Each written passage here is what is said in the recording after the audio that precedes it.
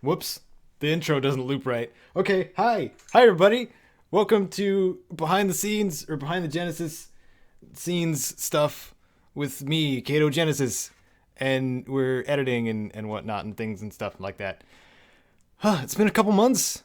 I've been definitely not doing things on time. How are all of you doing? It sounds like with the pre-stream chat discussion.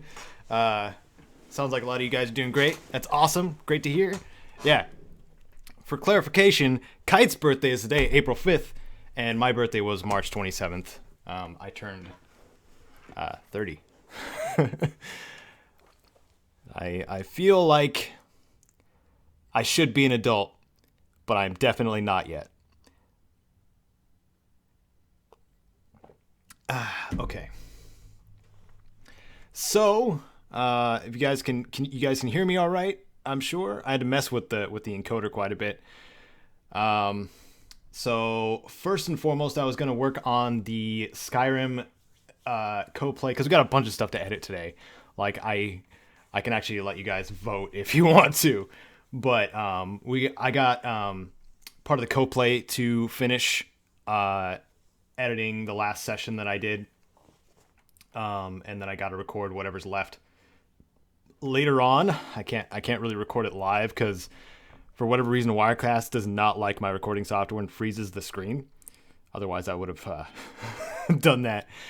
But yeah, so there's that, and there's also I recorded a Fallout 4 Let's Play session just right before the stream, so I'm gonna be editing that. I have a Deus Ex guide that I've been working on. That's been a long time in the making. Just kind of sitting on the back burner, just festering, waiting to be done. Let's see. I have the what is it? I did an interview with, if you guys remember, the Holotapes Weekly podcast. There's only a few of you that actually listen to it, but for those that do remember, the Jordans got in touch with me a few weeks before my birthday, and they were like, "Hey, we want to do an interview with you about your success as a YouTuber." And I'm like, "Well, I'm not super duper successful, but I guess I am doing pretty well." But I told them specifically that it had to be, it shouldn't have been about my success and how great I am, because I can't handle that kind of attention. So I was more like trying to inspire or help people out that are interested in it as well. So that's what the interview kind of turned into. I don't know, maybe we can listen to that a little bit while we're doing our thing. But thank you for the congrats on Surpriser on 67K almost. Man, it's getting up there. It's kind of scary. I see some regulars in here. Raining Fire, Brendan Stiltner. Against all odds, of course. Against all odds, you are everywhere, my friend. Cheesy Jew, Colbadius Cox. Who else we got here? Ephraim Tapia. Good to see you. Ryland. I think that's it. Kite, our wonderful Kite. Happy birthday. Axeman. Ironhead Order 00001. Did I get everybody? Panda. Okay, I think I got everybody. Awesome. Okay, so for any of you not familiar, who have not been to the stream before, please take a minute and look at the 2 rules that I have in place in the description for the chat. Basically, just be cool. Like that's all that's really required of you. If you cause Kite or me any distress, or the rest of the chat any distress, you're probably not going to be around for very long. But it's relatively easy not to be a jerk. So that's that. That's basically it. Don't be a dirtbag. Be awesome. Act like you deserve a high five, and ask questions, and let's have discussions about cool stuff, because that's what this is about. Let's see. And now on to the editing, I suppose. This has been episode 43 of the co-play. That last episode was a mess to edit. I might bring it up just to show you guys. No, I am going to bring it up just to show you guys because I'm kind of proud of myself for finishing it. But I don't edit Let's Plays too heavily. They're actually some of the easiest things to edit. However, episode 42 of the co-play was a mess. The session itself was a mess, and of course that translated into extra work for me in the editing. Yeah. But yeah. So how's everybody doing? What are you guys excited for this April? Do you do any fun? I'm hesitant to ask about April Fool's jokes. Is there any April Fool's pranks that you knew about or that you performed that were good? Hopefully they were good, and I hope they were in good fun. I hope they weren't mean pranks.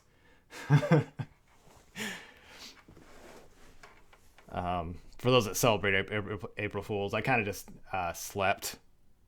Was it? Which day was April Fool's? I don't even... It was one of the days I was working, wasn't it? I think it was. So I was probably asleep during the day.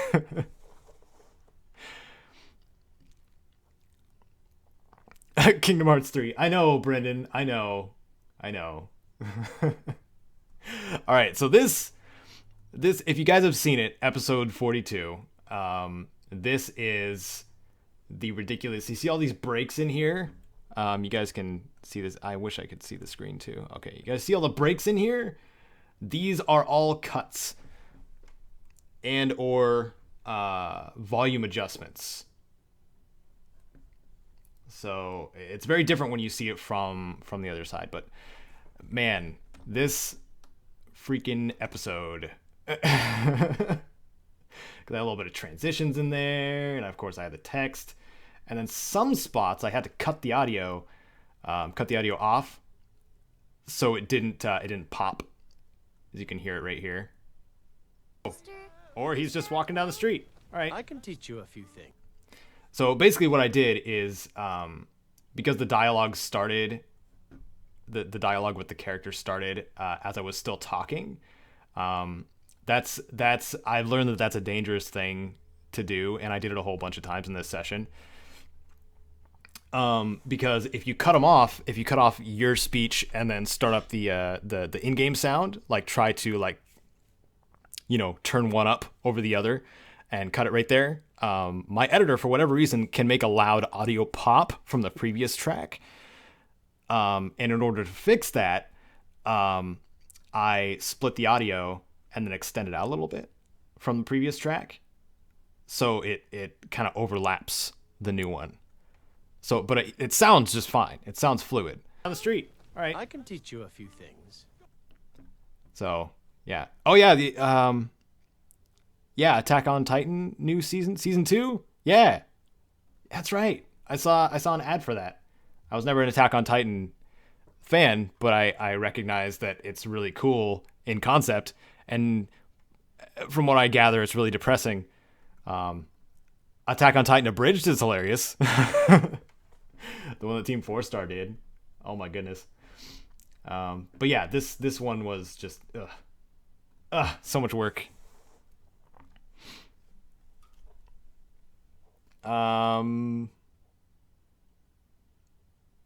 You started the Mass Effect series, Brendan? Like you hadn't played it before? The first trilogy, that is. Hello, DJ Green D. Welcome to the stream. Hello, Gunnar Grubbs. Gunnar Grubbs. The Father Plays. Also, hello. Okay. So I suppose I should actually work on something, because that was the intent of this stream.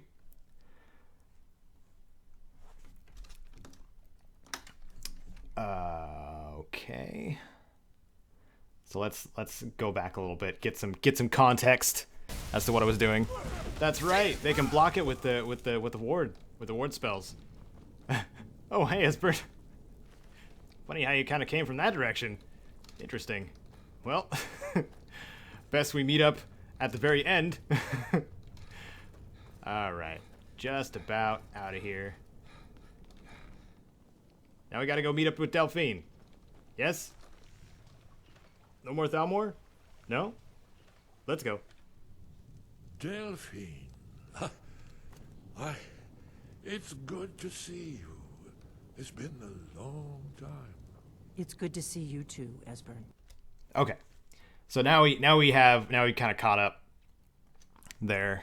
Panda Panda, my favorite game probably of all time will be Final Fantasy VII.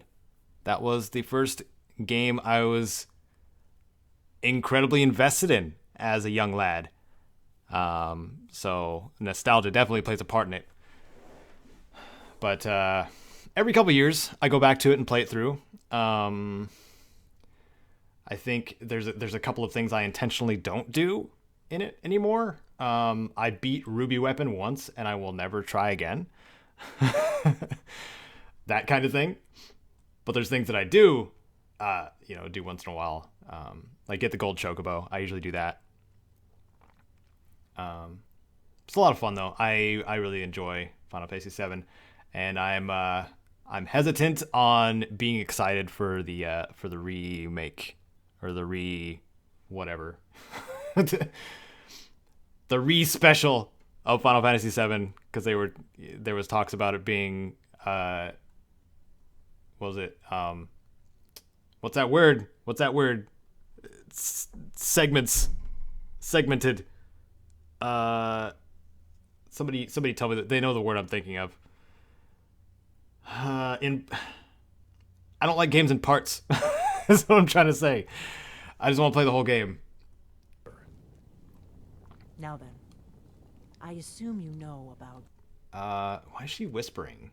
Or is it just really quiet? I think it's just really quiet. My system sounds are down.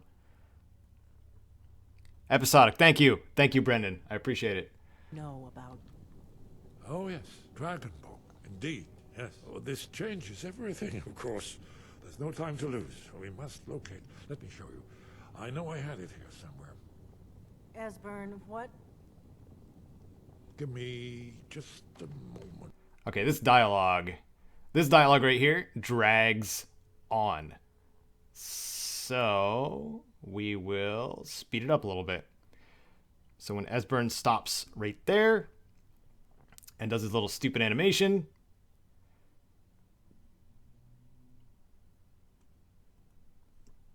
there we go. So we cut that little part out. Him doing his little pocket dance, trying to find that stupid book. I think that was a joke towards the ridiculous amount of inventory space you have in Skyrim, also, or in any, I should say any Elder Scrolls game. There we go. I know I had it here somewhere. Ah, here it is. Come. You see, right here, Sky Haven Temple. Constructed around one of the main Akaviri military camps in the Reach during their conquest of Skyrim. Do you know what he's talking about? Shh. This is where they built Aldrin's Wall to set down and store. That was just an interruption, like straight up dialogue interruption. Okay.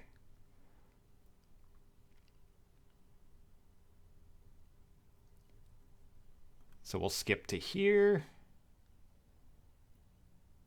And the do you know what he's talking about part? Cut that out entirely because it's useless.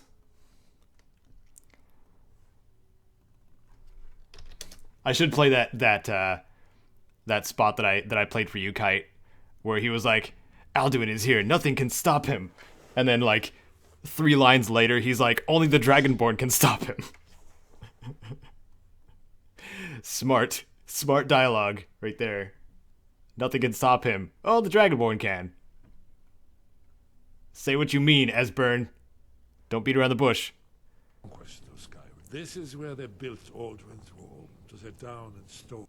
That was a little messy right there. So let's extend that out a little bit.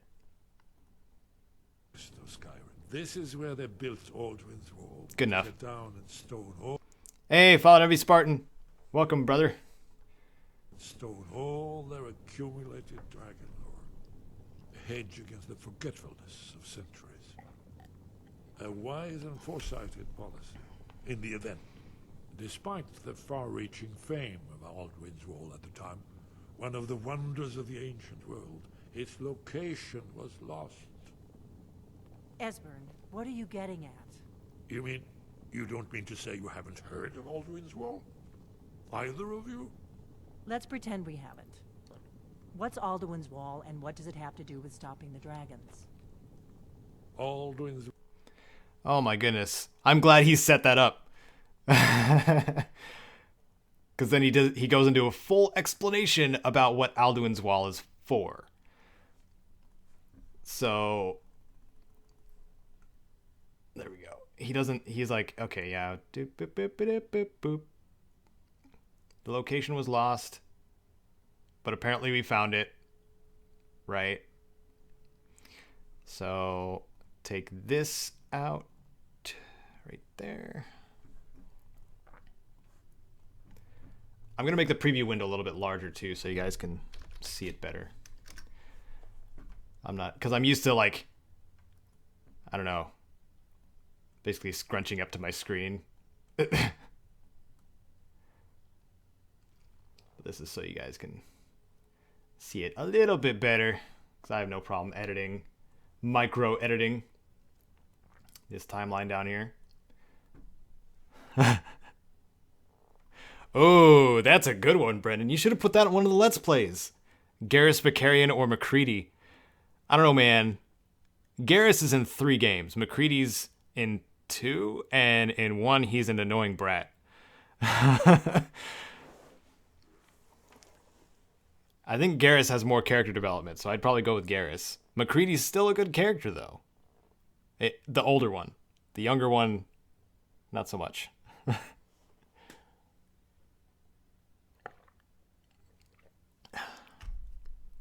Thanks for liking the video, guys, or liking the stream. I wanted to say, too, like, Super Chat is active now. It said there was an issue or something like that, but if you want a Super Chat, you are free to do that. I think most of it goes directly to the channel, kind of like the Patreon does. But you get to be, you know, a mega chat guy person thing. You get chat privilege. That's what that is. was lost. Alduin's Wall. It's like a donation plus like a large chat message that's distinguishable from everybody else. It's a neat thing, extra incentive type thing. Alduin's Wall was where the ancient blades recorded all they knew of Alduin and his return. Part history, part prophecy. His location has been lost for centuries. Hey, happy to help, Campbell McDougal. That's the goal of this channel, helping out fellow players. So that gives my existence meaning whenever I hear somebody say that. So thank you. Or gives my channel's existence meaning, not my entire life, but a good chunk of it.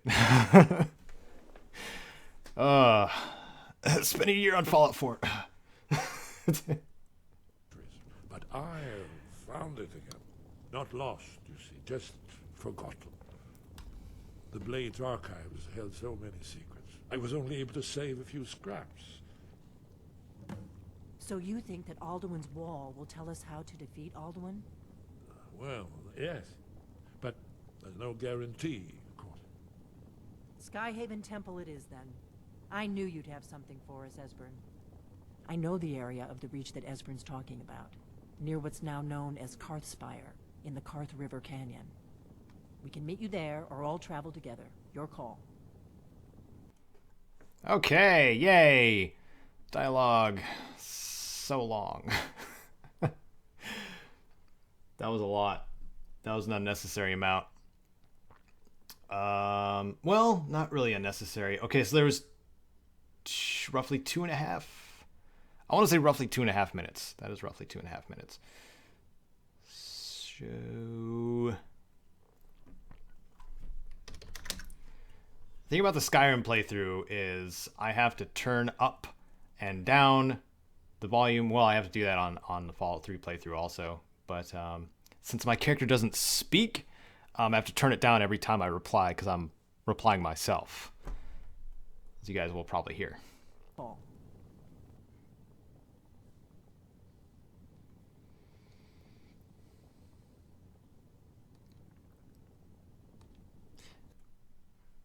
Right there. I think I'll meet you guys there.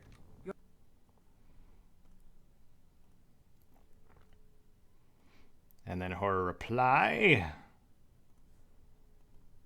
That's where I cut it off. And then turn it back up. Just like that.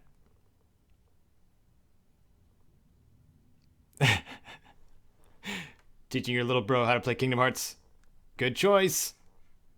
Your call. I think I'll meet you guys there.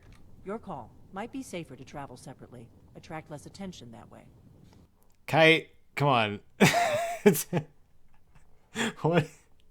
What are you doing? Are you just showing an example of Super Chat? Don't worry, I'll get Esbern there in one piece. We'll wait for you near Karthspire. Good luck. All right. It's like if you see a YouTuber streaming and you want to digitally shove money into their clothing, that's what that's what Super Chat is. For you near Karthspire. Good luck. All right. It's like, take this, spend it on something nice.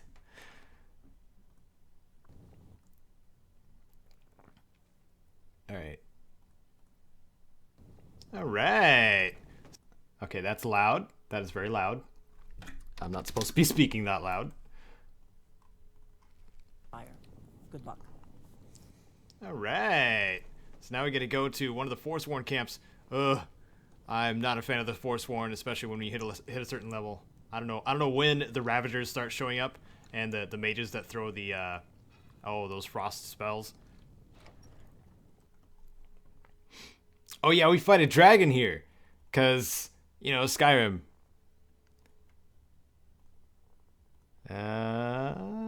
There we go. I try my best to not throw myself under the transition bus in this one too,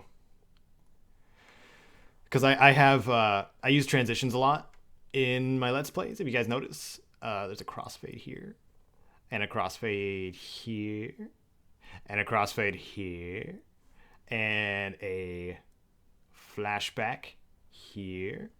I like transitions a lot. They look cool, and they make things look a lot more professional than they may be.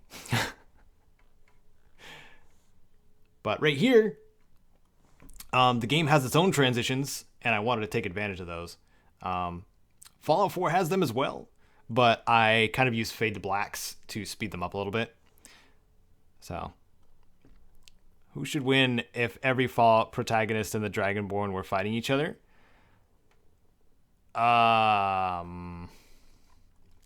Do all of the Fallout protagonists have guns? I would imagine that the Dragonborn would not last very long. As superhuman as they are, the Dragonborn can still die pretty easily. And that's a lot of protagonists. Or are you talking about if they're all fighting each other? If they're all fighting each other, like if it's a free-for-all, like probably the Dragonborn. But if it's like just a bunch of like, you know, Wastelanders versus the Dragonborn, I'd probably think the Wastelanders, because they might have guns. Mailman over Dragonborn. That's right. Bells. It's not a good time, is what I'm trying to say. Alright, so there's a dragon. There's a dragon here. Hi. That you're okay. I guess we're gonna fight the dragon. Alright. That's a good time. It sounds like a good time to me. I'm gonna switch my shouts because Unrelenting Force will not do the trick here. Okay. I don't know if you guys have been noticing how smooth the clip to clip has been with switching abilities and gear too. I really enjoy how clean that is. Like not showing any inventory, just like, I'm going to switch to this, and then immediately switching in the video. I like it. I like that a lot. And I'm going to do it more.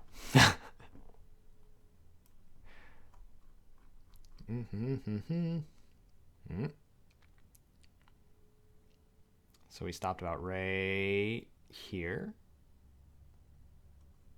So we go frame by frame until it starts again. Just like this. And now, if we go back,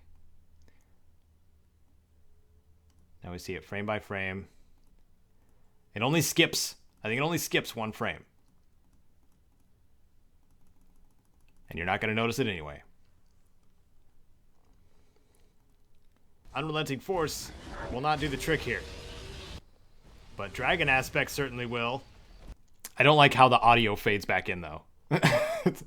That's the game. That's not my recording.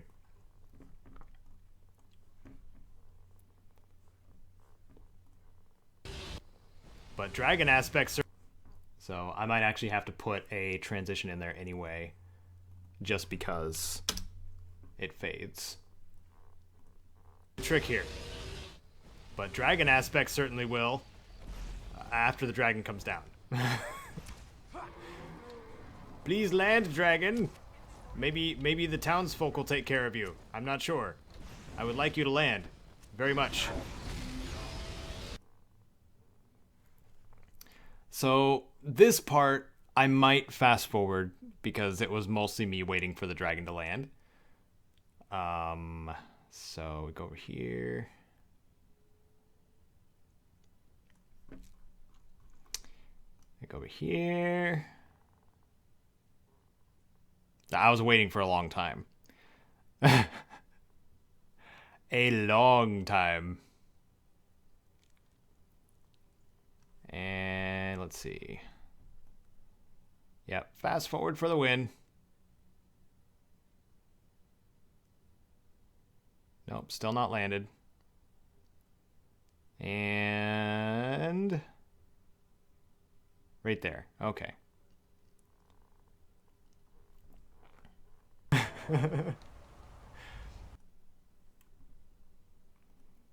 So right here is where it landed. So that's 1 minute and 46 seconds of the dragon deciding not to land. So we're going to speed that up to 700%. So now it's 15 seconds, and it's going to have something Benny Hill-esque, maybe. No, it's going to be something more epic.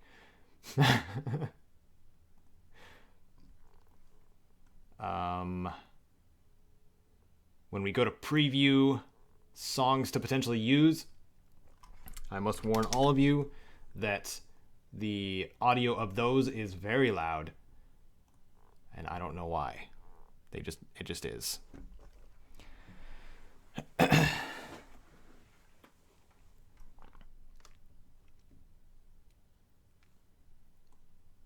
So, right here. So again, I'm going to play previews of these. It's probably going to be very loud. So if you're wearing headphones, be careful. I don't want to make your ears bleed.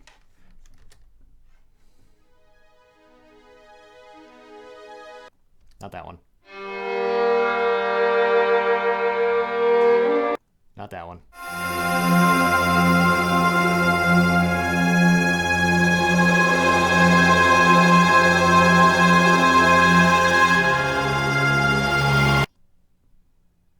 I don't know, I kind of like that one. I can hear it in the other room. It's not loud.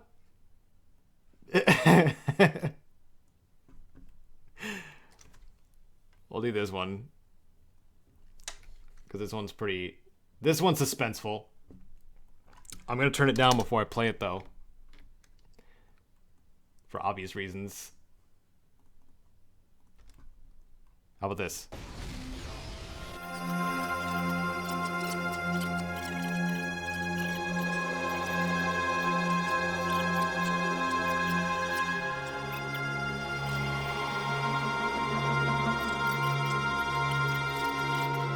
Can you please land? So I can fight you. Thank you. Oh my goodness. This took too long. No. No tail action. Nope. No breath action either. No! Get down! Alright. Dragon aspect it is. Where'd you go? Where you going? Come back, dragon. Oh, it landed. Ugh. Now we can fight it.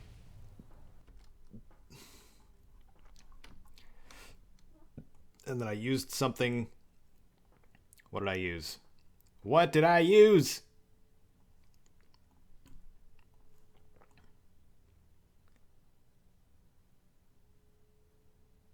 Oh, I just equipped Fire Breath again.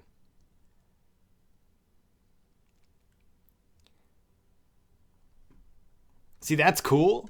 Being able to see, like one shout used and then another shout used immediately after that without any, like, indication of that you had to equip it to change it. Like, I think that's really cool.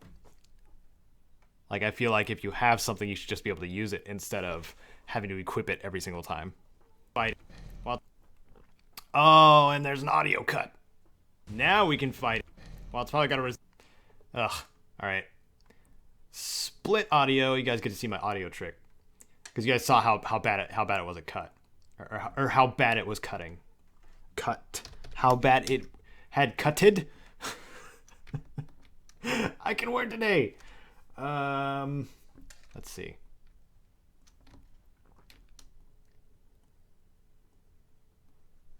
It's the ritual stone in music form, right? Now we can fight it. Well, it's probably got a resistance to it. Doesn't that sound better? Does that sound so much better? Let me show you guys the previous, or have you guys listen to the previous one. Okay, this is how it is. Unmodified. Now we can fight it. Well, it's probably got a resistance. And then there's this. We can fight it. Well, it's probably got a resistance to it. We're gonna use Dragon Breath. No! No! Where's my stamina? That was a little late. I'll do this again. Hi, Vault 145 Gaming. Welcome to the stream. I don't know if I've seen you here before. I'm glad to have you with us. We're just doing some light, quote-unquote, light editing. Yep. This session was a mess.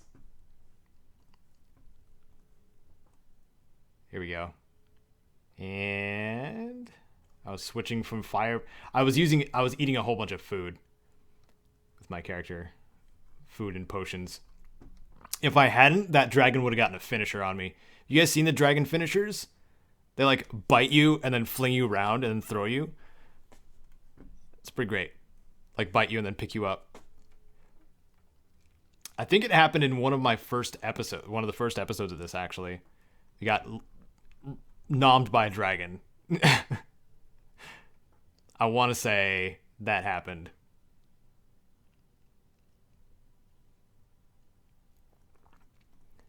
Doop-a-doop, ba-doop, ba-doop, ba-doop. Okay.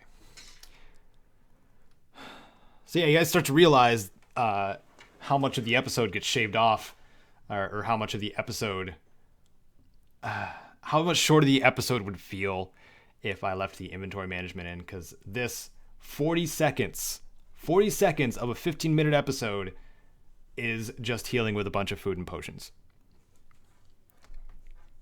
Gone. And this is why I edit them. Well, I guess I'm glad you found us then, Vault 145 Gaming. I do have a little bit of Skyrim content. Just a little bit.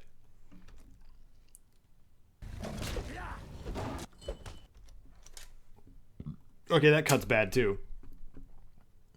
So, do I need to make another channel? Yeah, I do. Oh wait, no I don't. Just kidding. Oh wait, yes I do. Making up my mind. Track manager. Okay, so we need 2 music tracks. So we can scooch this audio. Whoops. Scooch this audio down. Because when you split audio from something, it automatically goes to the voice track. Like, I don't get to choose. So, if that matters to anyone, I don't know if it does. Technical bullcrap. Hello, it's Luke D. Welcome. Welcome to the stream.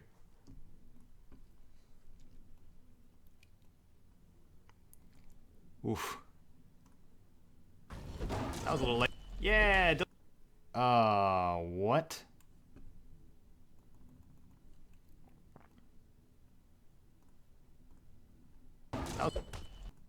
Oh, I was talking in it.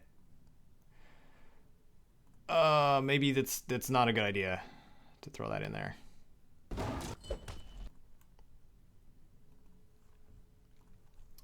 We'll see. Yeah, delicious food. No. Wait. What's up? Oh. This dragon soul belongs to me. What? Oh, come on. I won that one fair and square. You're a jerk. He's like inside the dragon too. One step closer. This is all York's fault, by the way. The fact that Mirek is now stealing dragon souls from us. Because somebody wanted to do the Dragonborn DLC. Too early.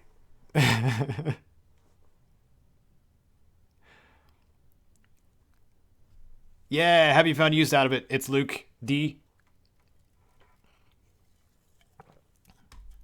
I loved putting those guides together.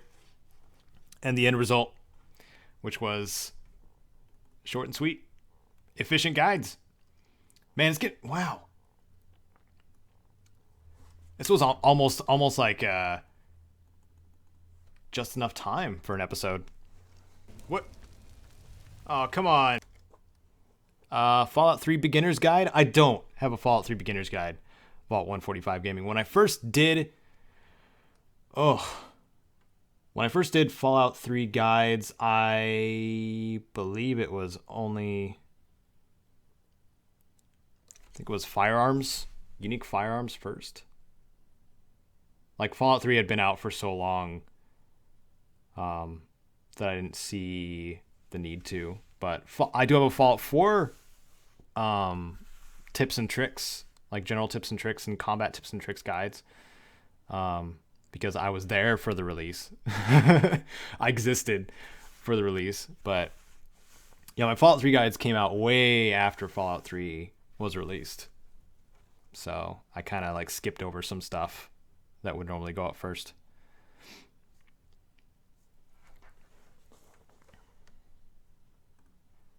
Oh, come on. I won that one fair and square. You're a jerk. He's like inside the dragon too. One step closer. Come on, Mirak. I feel like this is gonna make things more difficult because we started up the Dragonborn DLC, but we kind of need to finish it too. Okay, quick loot. Finish it too. Right here.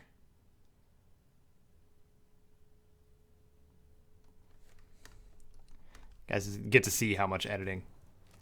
Didn't take any of the dragon goodies off of there. Oh. Hey, anytime is a good time to enjoy some Fallout. Don't let anybody tell you different. If somebody was like, sorry I'm so late in playing Fallout 2, I wouldn't have a problem with that, as long as you're playing Fallout 2. Or Fallout 1. Or Fallout Tactics. Fallout Brotherhood of Steel. I'll say go play something else. It's not as fulfilling at all. Kite and I are going to play it, though. We're going to subject ourselves to it. And then have some stupid commentary alongside. That's going to be a while in the making, though. Because I got like a halfway done co-play or let's play with Cody as well. With Shadow of Mordor. I could edit that if I wanted to. Holy crap. Oh, there's so much. There's so much to do. Didn't take any of the dragon goodies off of there. Oh, let's. You guys stoked for Shadow of War, by the way? The Imperial Guards with a prisoner. Hi guys, how you doing? I feel like I want to unrelenting force all of you. Yeah, we're gonna do that.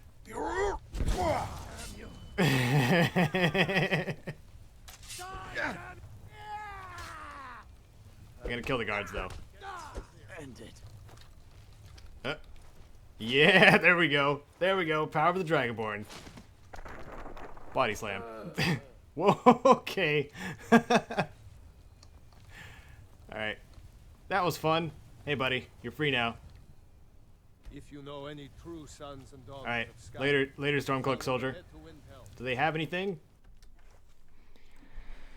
Then I'll quick loot that.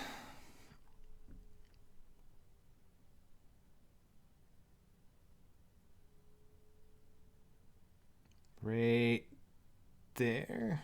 There.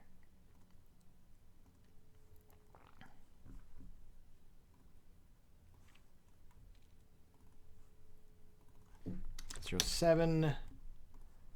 And a quick loot tag.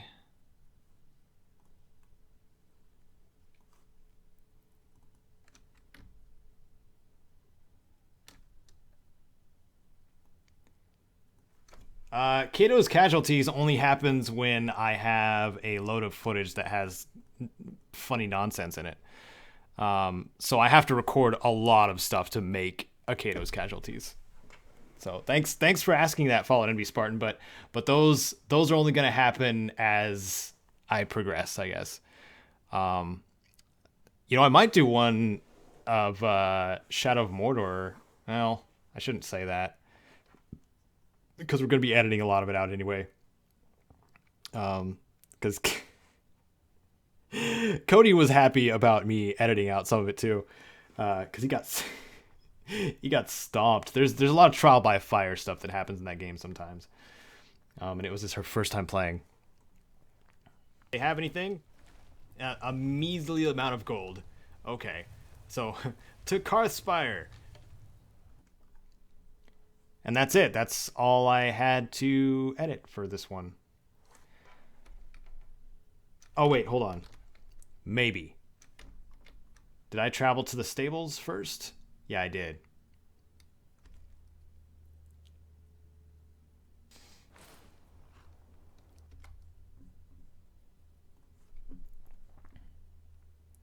So, to Karthspire.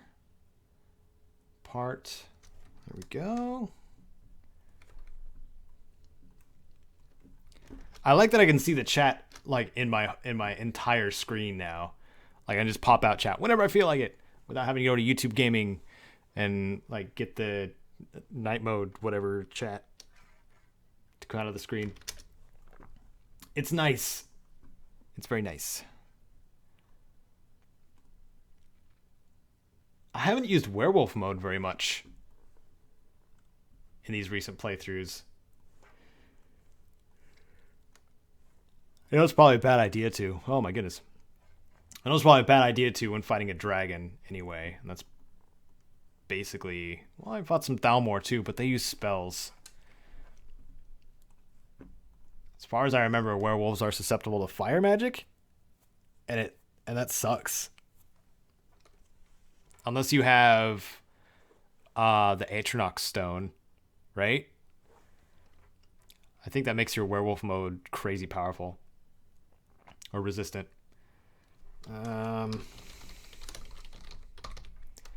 Markarth Stables.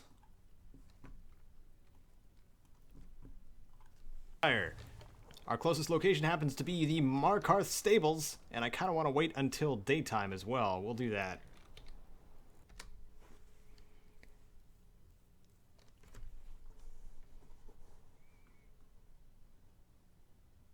Thanks, Panda Panda. It's very nice of you. You guys are generous. You know, it's something I noticed. And Jesse Cox is a great example of this. He's one of my inspirations, and like Boogie 2988. It's all about when you make content, it's all about how you treat your audience, how you lead by example, I guess. So like positivity is met with positivity, negativity, same thing. So if it makes sense, right? But there's some that sadly fall into that rut of being negative to each other. And I don't like it. I like my bubble, and I like you guys in my bubble. That sounds strange. I'm sounding a little too warm fuzzy right now. But that's I don't know why I'm on that tangent right now. But I think it's good. I think this bubble that we're in my channel, on my channel, is good. I was gonna speed that up. 700% of time passing this. Maybe I'm getting too much inspiration from Broham, right, Kite? I have this coworker named Abraham. I call him Broham. He's a very eccentric fellow. Like he has something new that he's learning almost every week. Like he was learning Python one weekend and then Russian another, like that kind of guy, and it's inspiring. But he also just goes on random tangents that without any no trigger to it. It's just he just starts talking about it. I just think it's awesome. Oh, we'll do that.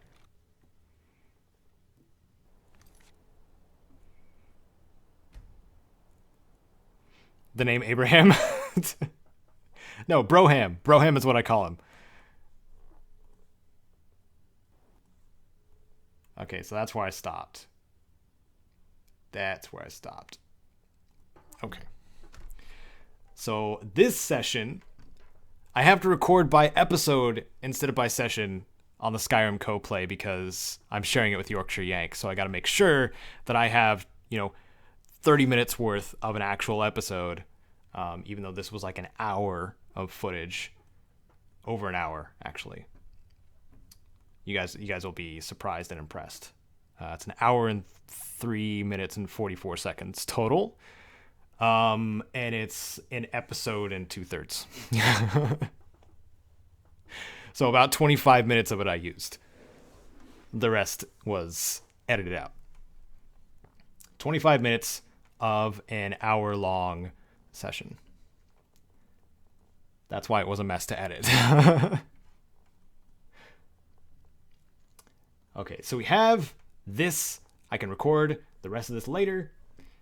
Let's see where we at right now. We are at 2:18. We've been streaming for about an hour, almost 1:30.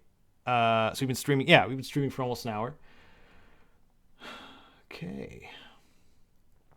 So you guys get to help me choose what to edit next. I was doing a breach software guide for Deus Ex, so that's one.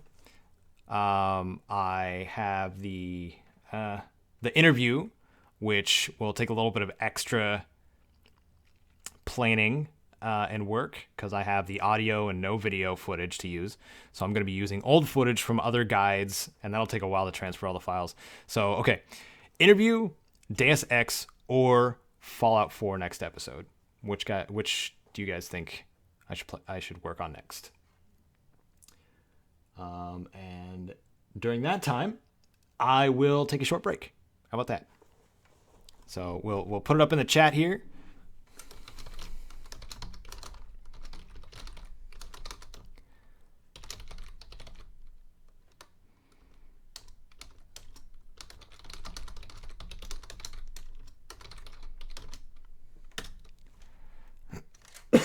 Okay, excuse me. I will be back in less than 10 minutes. All right, see you guys soon.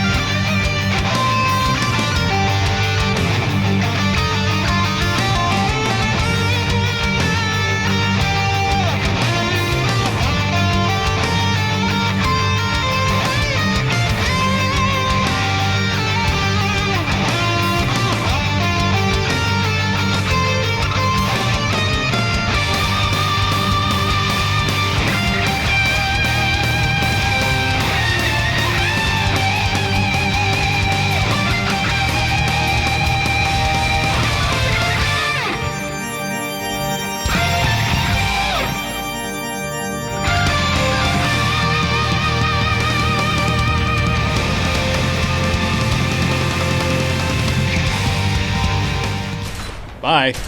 Bye, regulator. Can't believe he's still alive. Not for long. Oh, yeah. Kind of sucks that you, you know, get negative karma. Oh, yeah, and it was a sentry bot, too. Kind of sucks that you get negative karma for killing the regulators, so that keeps you in evil standing if you just continuously kill regulators. You'll keep those regulator dusters just to sell, I guess. Okay, now we're going to go back to find James. And he is to the northeast. Slightly north, slightly east. So we're gonna speed through this part a little bit.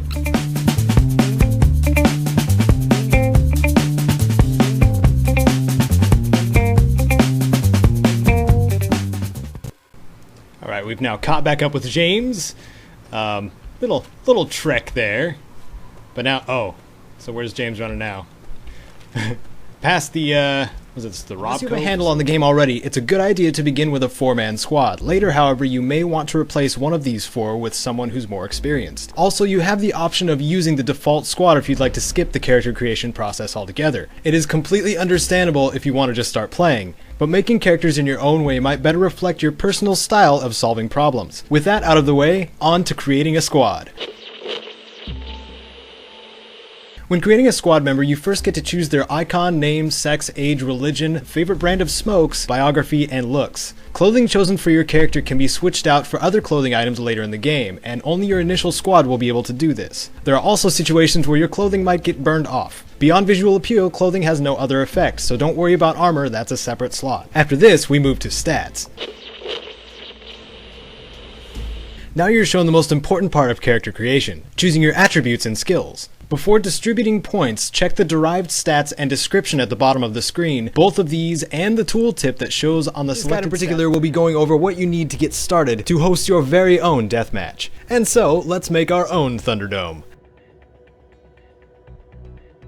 To begin a simple deathmatch, it doesn't even require an arena to be built. You will need 2 ill-tempered settlers, 15 or so bottles of alcohol, a few chems if you want it extra colorful, 2 combat knives, 3 microfusion cells, and I'm just kidding. All you really need is 2 settlers and 2 contestant platforms found in the cages section of your building menu, 1 red, 1 blue. These require just wood and steel to build. Once they are constructed, you need to only select the settlers and assign 1 to the red platform and 1 to the blue one. Once a second contestant has been assigned, shortly thereafter, as soon as they see each other, they will be at each other's throats. These quote-unquote contestants will fight to the death, unless one or both of them are essential. If the essential character does go down first, the battle will end as if someone were killed. Multiple platforms of the same color can also be placed, if you wish to have multiple settlers or companions gang up on a wasteland beast, or even it up on the other side for some team battles. He's fine.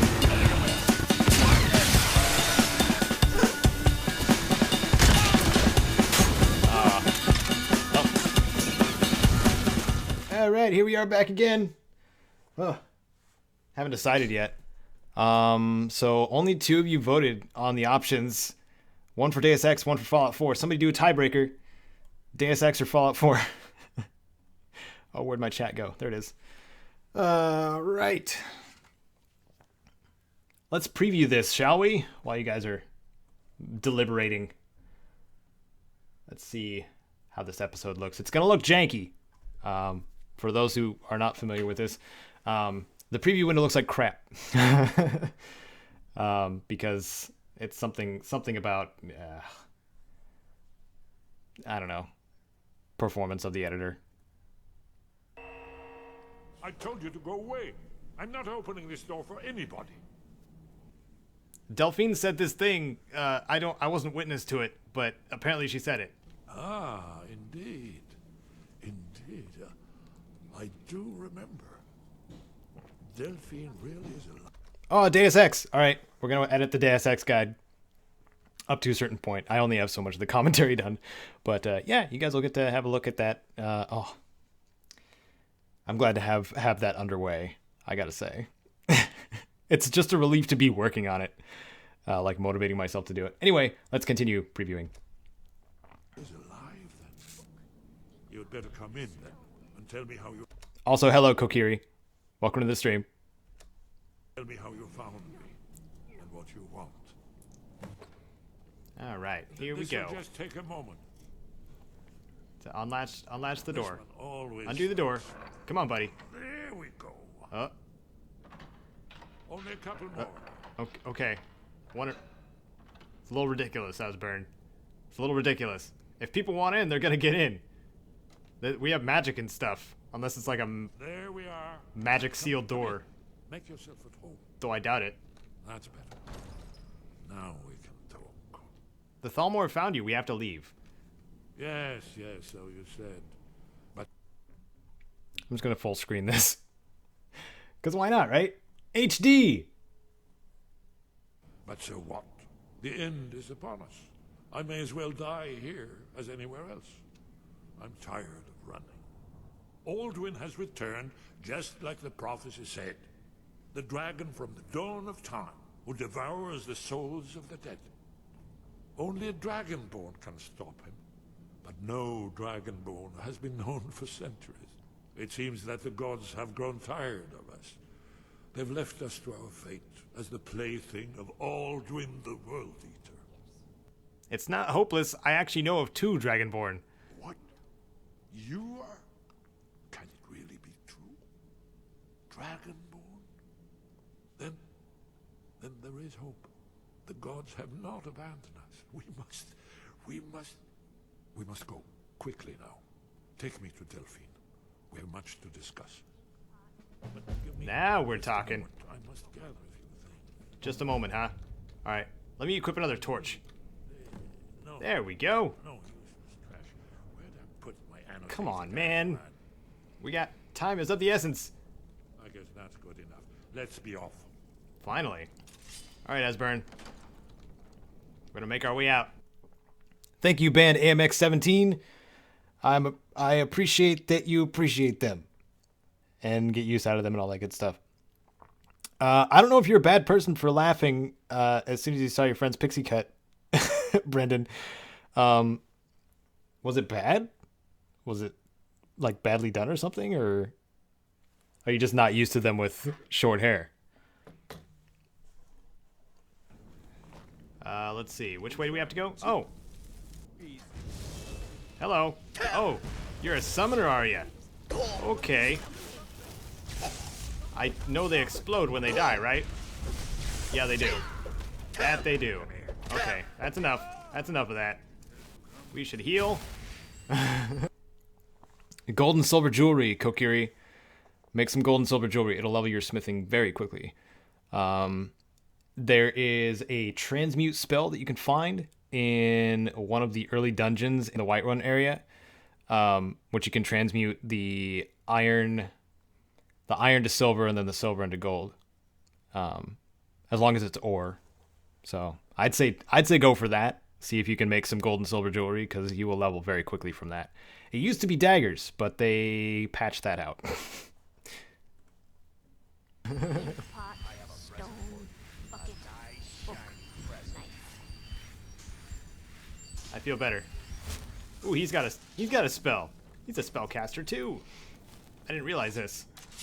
Okay, so we gotta go this way? Yes. Can we just rush this? Can we just run right through? I think that would be cool. That's who was asking about Esbern. Kill him! So it wasn't my imagination. Wait. What? Who's Gisher? Gisher? Who is that? Who is that guy? I don't know what that means. We need some shouts. How about some unrelenting force? That sounds good to me. Oh, got a betting table in here.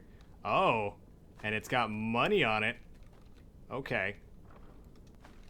Ooh, I like this. Oh, very cool.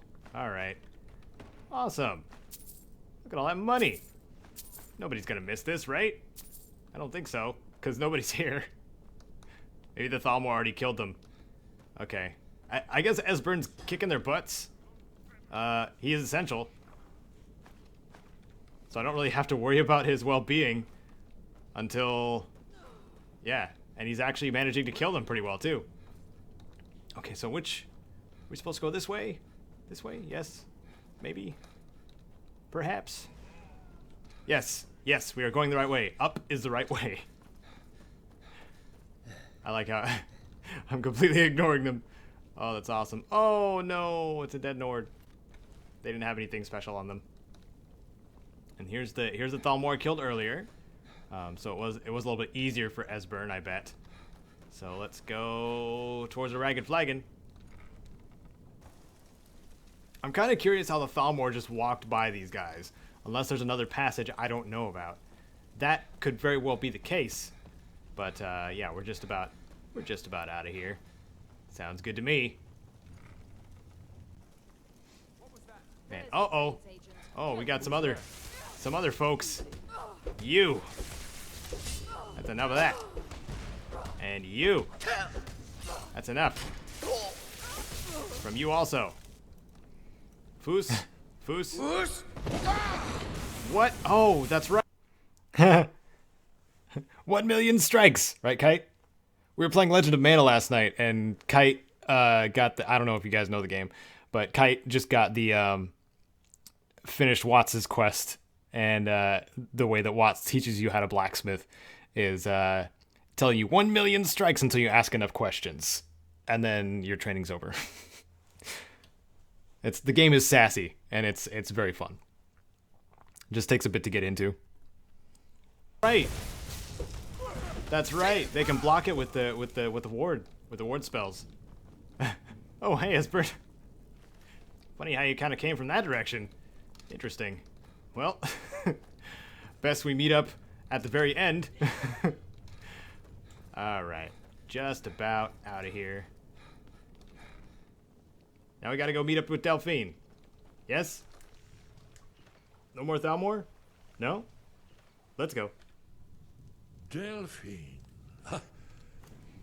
Okay, and this is when we started editing it. Okay. Well, we're good there. Deus Ex time. Right, guys? Boom. Here we go. It's gonna take a bit to load. Okay, so I only need like 3 or 4 minutes more of a session for, or 3 or 4 minutes of an episode worth of Skyrim. So that'd be a pretty mean setup for me against York, actually, because we're going to Karthspire Camp. Ooh, the Reachman. Should I put York in front of a Ravager or something? Oh, I hate Ravagers. I hate them so much. They're as broken as the laser turrets in Fallout 4. Because they can one-shot you. It almost doesn't matter what level you are. Their DPS is stupid. Alright, for those not familiar, I had been... When Deus Ex Mankind Divided came out, several months ago, I decided to do a couple of guides on both the Breach software and the Triangle codes, and I finally had the motivation to actually work on it. It took a very long time to get motivated to do so, and also it didn't help that I had the security job on the weekends. So I felt like my week was disappearing. But also we had, a few other things going on, like my birthday and Kite's birthday and surprise visits from friends, visiting family kind of things. I know I'm just making excuses at this point, but that's just the way it goes. So I'll play the start for you guys.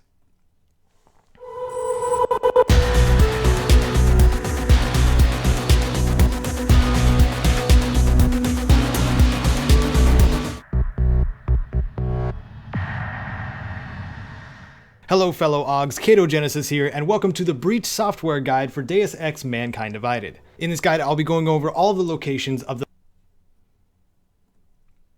30 Breach software you can find in the game, and give you a brief introduction as to what they are for. Breach is now a standalone portion of the game, which involves hacking but in a simulation type format. In Breach, you can gain things called booster packs for completing missions and acquiring credits. However, for every 5 Breach software discs you collect in Mankind Divided, and after exchanging them with the nice man at Tech Noir in Prague, You will get a free booster pack the next time you start up Breach, for extra equipment, credits, and modifiers to use in the simulations. You can get a total of 6 booster packs this way. On that note, all of the Breach software can be redeemed one time. These will each be listed by their position in the menu rather than by progression, so a couple of them will seem out of order. With all that in mind, let's get started.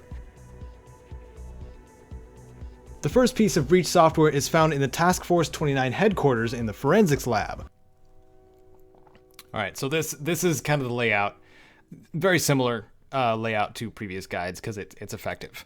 So I have the mini-map up here, or the map with the location marked. I don't have to use pointer fingers because there's an indicator on the map, thank goodness. And then, yeah, your basic stuff. But I've got a few of them done so far. There's 30. So. Oh, my IRL voice is a little quiet. Let me turn myself up. Turn the gain up. How's that? Is that good? Is that good now? Yes? Maybe? Yes? I'm not talking as loudly either. My favorite mission in Deus Ex Mankind Divided. I don't really know. I played the DLCs recently. System Rift was kind of fun, but it got frustrating because there was a spot that it would crash. It crashed like 3 times until I got it to work. Let's see. Hello, Joe Carcamo, and John Nixon.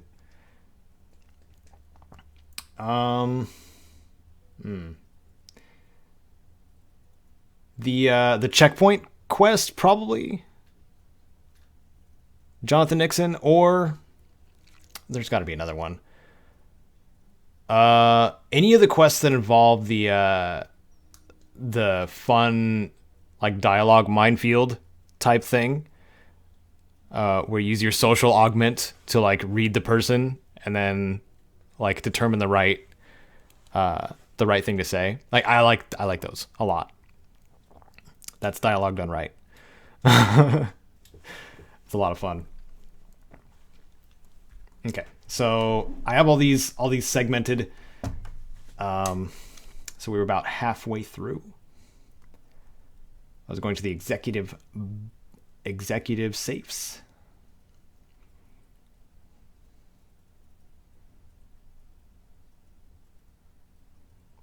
Executive safes and then servers. Okay. I think I was going through and changing the names up a little bit too, or the locations, or the size of the text. One of them, yeah.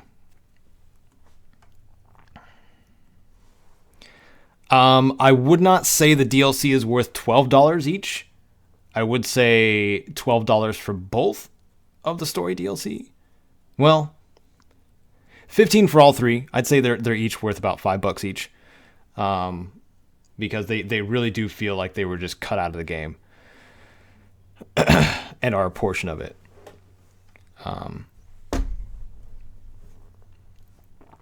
But I played the third one, the criminal past. I think that's the longest one.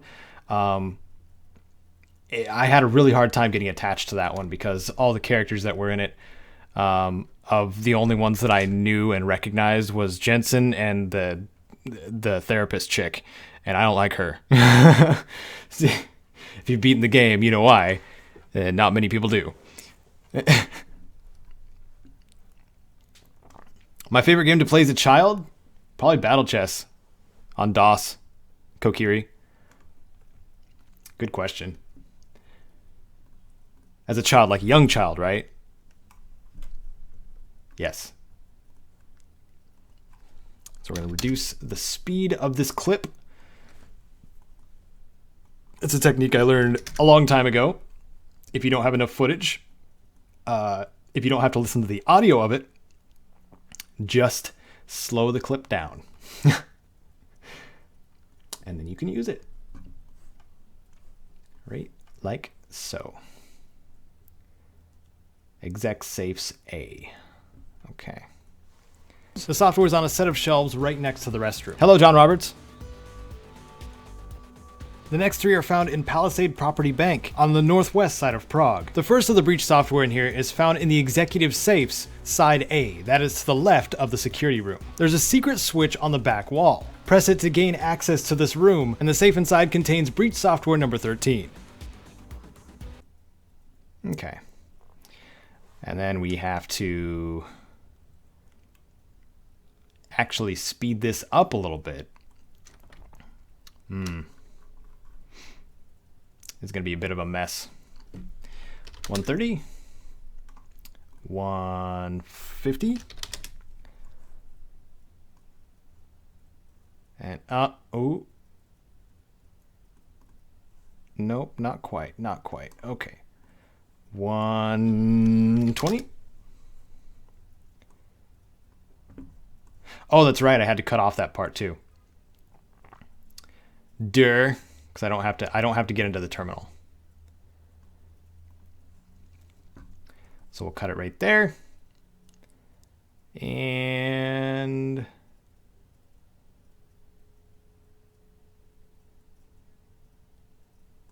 right there.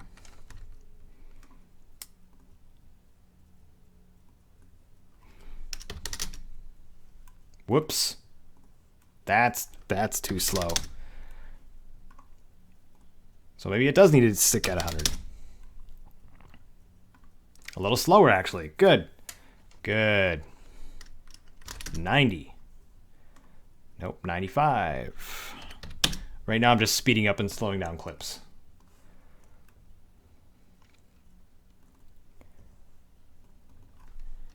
Oh yeah, if there's, yeah. Thanks for clarifying, Kite. This is something that looks very unfamiliar to a lot of people, I'm sure. This isn't Fallout? What is wrong with Caedo? Is he sick? Yes. Caedo is suddenly working on something else. Copy attributes. Paste attributes. There we go. Okay. That needs to be a regular blackout transition. Whoosh. Okay. And here goes the next one. It contains breach software number 13. Hello, Diamond 2010. Welcome.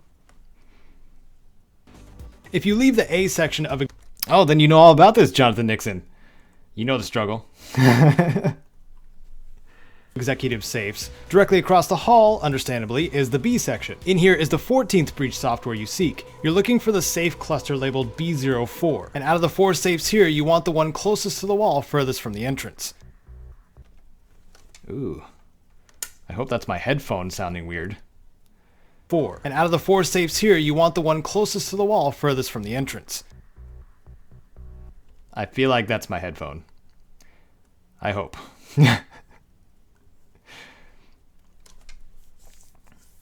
So I did the smart thing with these. Before I ended recording the clip, I recorded the direct path to the item, and then I recorded the minimap, or the map, the game map. So I can just separate the clip, and then I have a map and a location. Path. You know what I'm trying to say, I think. I hope.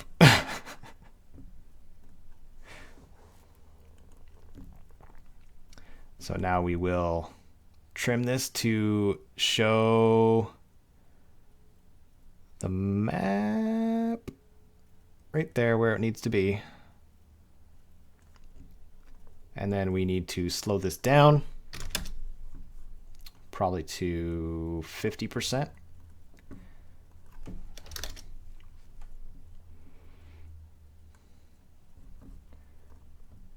And then add some transitions on the ends because it looks pretty. And it's already a box.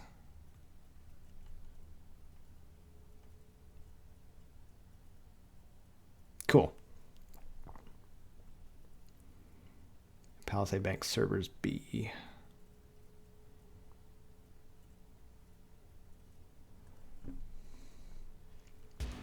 If you leave the A section of executive safes, directly across the hall, understandably, is the B section. In here, I'm just going to call it executive safes B, because that's what it is called.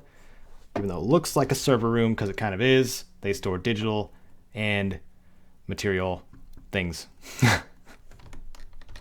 If that makes sense. I hope so. B. Oops. B. B. There we go. I can type. Don't question.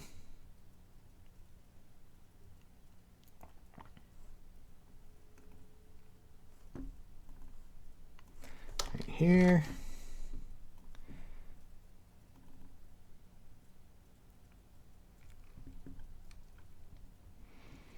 I got you against all odds. I got you.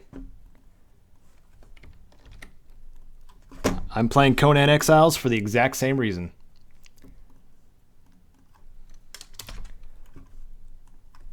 Because I just want to play something else. It's okay. And I don't know why I just said executive safes. B. B. B. There we go.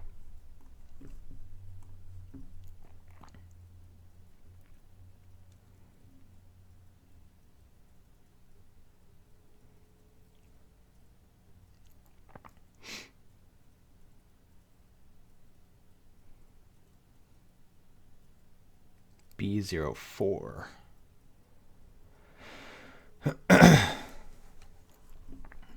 Okay. And now we add a fade to black to the next one. Let's play through this really quick, just to make sure. It's all good, JMHDEZ. See? Thanks for stopping by anyway. I appreciate it. And that shady alchemist. Hello. Sorry, my brain just stopped for a minute. That happens sometimes. Needs more caffeine. The next three are found in Palisade Property Bank on the northwest side of Prague. The first of the breach software in here is found in the executive safes, side A, that is to the left of the security room. There's a secret switch on the back wall. Press it to gain access to this room, and the safe inside contains breach software number 13. If you leave the A section of executive safes, directly across the hall, understandably, is the B section. In here is the 14th breach software you seek. You're looking for the safe cluster labeled B04, and out of the 4 safes here, you want the one closest to the wall furthest from the entrance. The 15th piece of software is found in the CEO's secret office. This one is fun. Not really. This one's a pain to navigate to.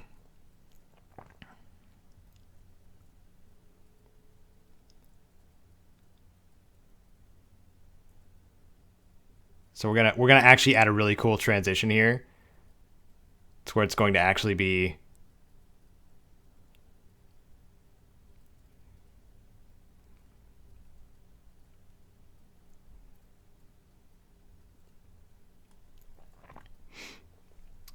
like from one platform to another.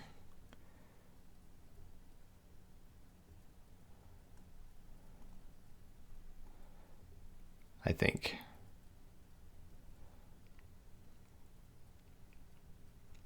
Well, actually, no, I don't think I need to. Never mind. Forget what I was saying. Oh, wait, no, yeah, I jumped down. Never mind. It was being really stupid. That's why. So we jumped up, turned, and we jumped up too high. That's what happened.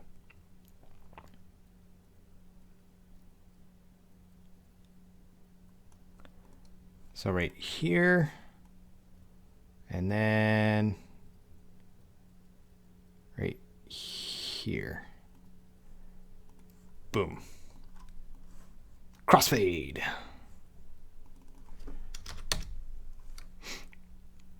So now it looks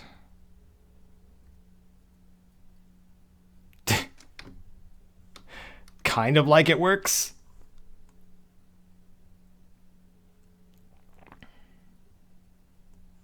I'm gonna have to crossfade it there too.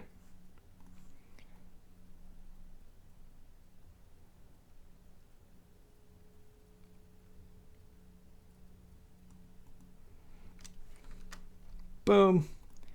And boom. And then we change this to 7 frames.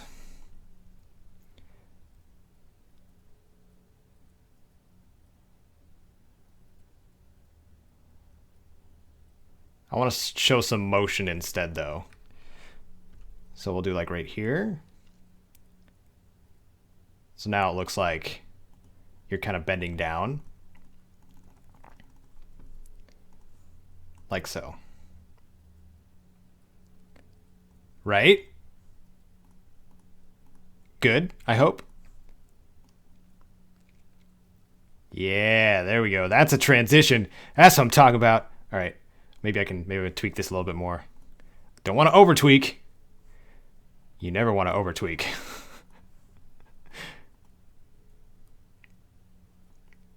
And there it is. There it is. You guys aren't going to see this, really? I doubt you're going to see this if you watch this guide. But this is such a good feeling when you're editing. This one's a little rough too, but I'm going to leave it as is. Because I don't think anybody besides me is going to care. I just think it's cool. So we want to speed this up to about 120, maybe 140.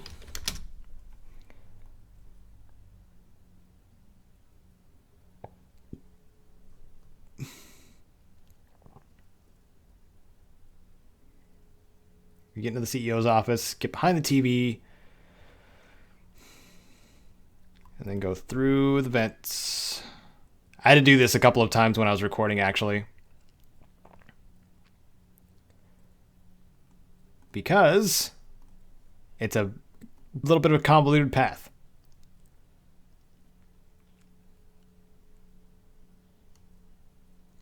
And also, I screwed up a couple jumps. Doop-a-doop-a-doop-a-doop-a-doop-a-doop-a-doop-a-doop.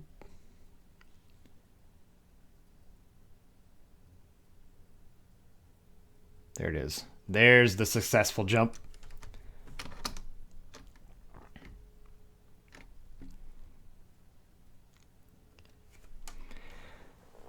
Your cat passed away, John Roberts. I'm sorry, man. That sucks. When you lose a loved one or a beloved pet, the best you can do is accept it as it is. It's just a thing that happens, I guess. I don't really have any advice because like grieving is different for everybody too. So I don't know. I don't know if that's even advice. Acceptance comes with time. How about that? It takes time to get used to them not being there. And you will miss them. That feeling doesn't go away.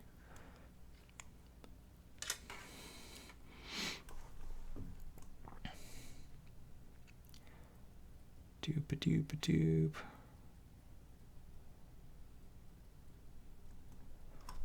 That's going to look weird.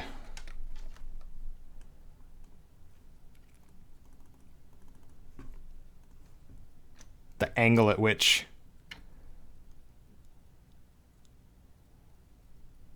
that's what I'm editing. Killer Caedo too. Hello, welcome to the stream. We're very easygoing here.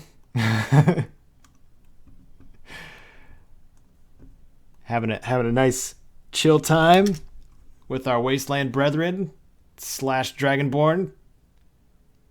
I gotta include everyone. / Rangers. / soul survivors. There's so many.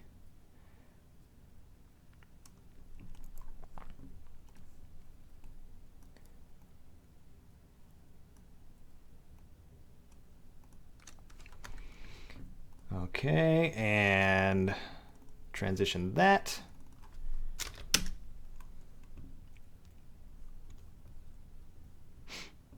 Good for you, Killer Kai.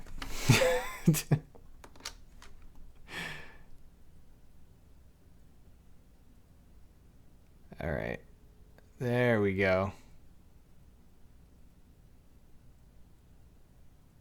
Oh, okay. Okay, I did a little different transition.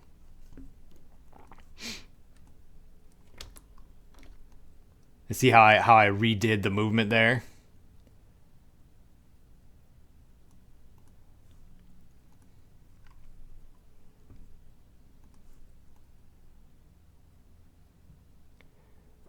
Doop-a-doop-a-doop-a-doop. Well, it's not an uncomfortable question, John Roberts. This is a hard question to answer. How do you get over something unexpected or expected, either way? Losing something or someone very important to you. Like that's a heavy question, man. And it doesn't have any one answer.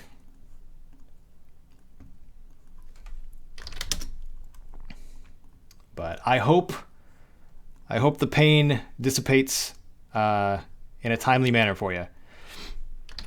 That's really all we can hope for.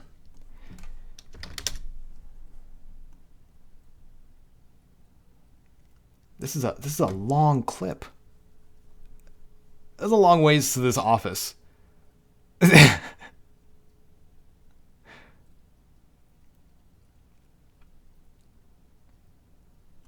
Wow. Okay. 7 frames. 7 frames. Man, I gotta speed up everything some more. This sucks. I don't like speeding it up too much because then you won't be able to tell what's going on. Whoops. That's too fast. 850. 170. There we go.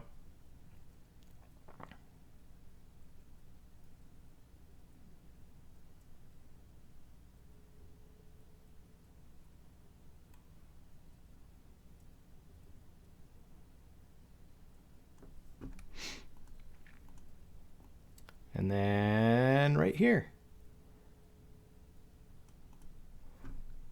Yeah, that's a long clip. Guys, how do I do this? Should I transition out the straight shots? Diamond, it can take anywhere from an hour and a half to 8, 10, 12, 20 hours to make a video. If it's a guide, it takes a long time. The recording and then the voiceover and then the editing, like, there's no quick way around them. But the Let's Play is really easy. The Let's Play is I hate calling it low effort, but it is. It's the lowest effort stuff I have. I do put a little extra into the editing, but it's still really, really easy to put together. So, like recording a Let's Play session, which is about 2-3 episodes worth, takes about an hour. And then editing it takes about another hour, hour and a half, 2 hours. And then rendering them takes 2 hours. So, it's not bad for putting an episode out. But guides, oh man. You got to get all the footage first. Then you got to do all the commentary, and then you got to line up all the footage with the commentary. It's a process, but it's fun. I enjoy it. It's therapeutic for me. It's good. It's good. And the end result, you guys actually enjoy and get use out of. That's the biggest part. I wanted to find something productive to do with my nerdy time. That was the goal, one of the goals. Not the goal, but yeah. Being productive is a difficult thing when you're a gamer. So I kind of combined things. Let's see, what are we doing here? Holy crap.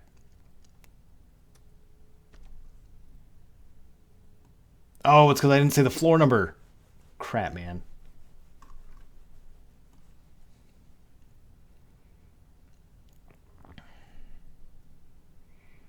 .95 3F. And it's going to be 3F also.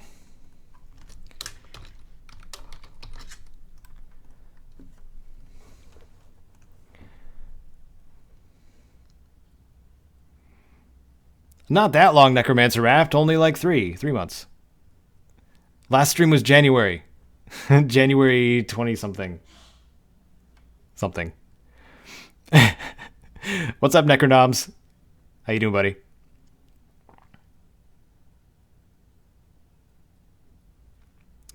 Kokiri, the keening is just a weapon that was improperly implemented. You can actually get a oh, what's it called? Get a mod that fixes it. But it was meant to have, I think it was meant to have infinite charges, but it turned out like it was accidentally set to 1 and then like not rechargeable because it was meant to have infinite, so you don't need to recharge it. I think that was the problem with keening, but it's a cool looking dagger though.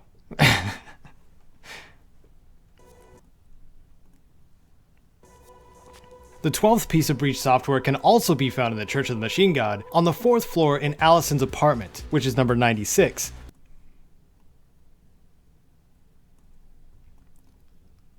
So it'll be 3F here too.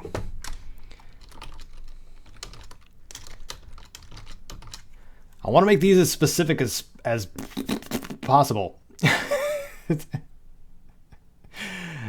Right?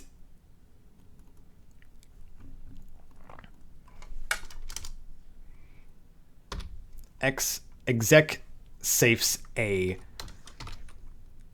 Is that 7th floor? I don't even remember.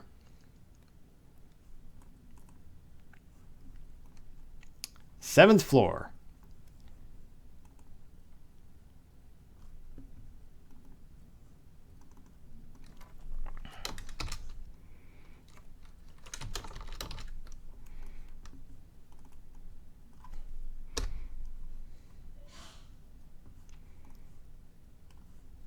There we go. Please don't overlap the map. No, it overlaps the map. This is going to bug me. Guys, how do I shorten this? Can I say P-Bank? Man. It overlaps the map. I can't handle this. But I want it to be verbose enough to understand. And I also wanted them to be one line.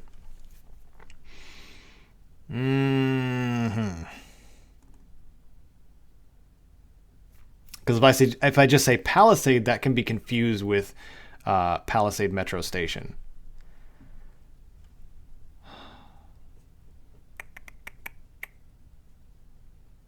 Is there any other room with safes in Palisade Bank?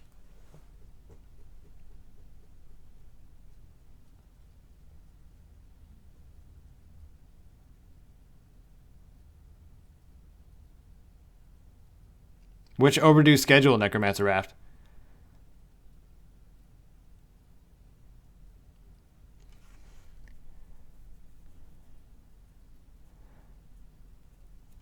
I don't know what you're referencing.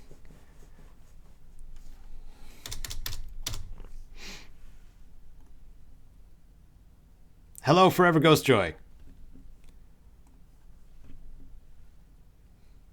Oh, you're the same person. I thought you were leaving. Hello, Moonlit Outlaw. I didn't say hi to you yet. And 7th Sky Core. If you're still here. Oh, my streaming schedule? Yeah. I don't know. It's streaming is still like a fill-in thing, Necromancer Raft. I don't think it'll ever, I don't know. If I went full time, I would be able to do it again. Like I would want to, but being I have the work schedule with the security stuff. Never leave, go on a commercial break. Funny. Yeah, streaming is not gonna be a staple thing until I can go full time again, which I would love to do. But money is a thing. Which sucks.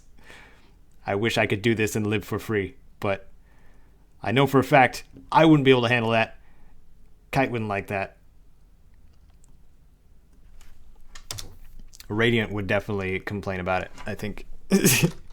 We would all complain, I think that's the result. If I try to go full-time YouTube again.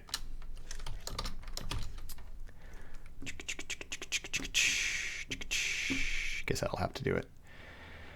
That'll do it.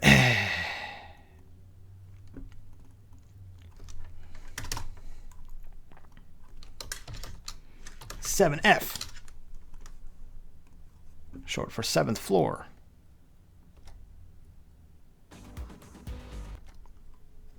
Yes, I got the perfectly preserved pie. There is an episode named We Got the Pie. That is the episode in which I got it. Forever Ghost Joy. And I also did a little cool video of it happening, because I thought that was amazing that it was the first time I got the pie and I was recording. Have a good one, Diamond. Good luck with the college stuff.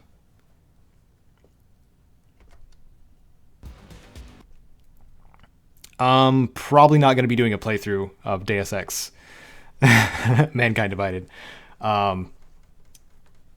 Yeah, it doesn't. I don't think it really lines up with anything else I want to do this year, because I've already recorded halfway through. What? I'm losing words. Shadow of Mordor. Middle of Shadow of Mordor. I've recorded halfway through that game with my buddy Cody. That's going to turn into a Let's Play. We have The Surge and Prey coming out in May. I want to do something on both of those. Probably not going to happen, but I want to. And also, at some point, I don't even know if it's going to be this year, Kite and I were going to cooperatively play Fallout Brotherhood of Steel. Put my capture card through its paces, for one, because I haven't used it since I bought it. Hey, York. Oh, everybody say hi to Yorkshire Yank. Nice to have you pop in, buddy. I was just working on the Skyrim Let's Play episode.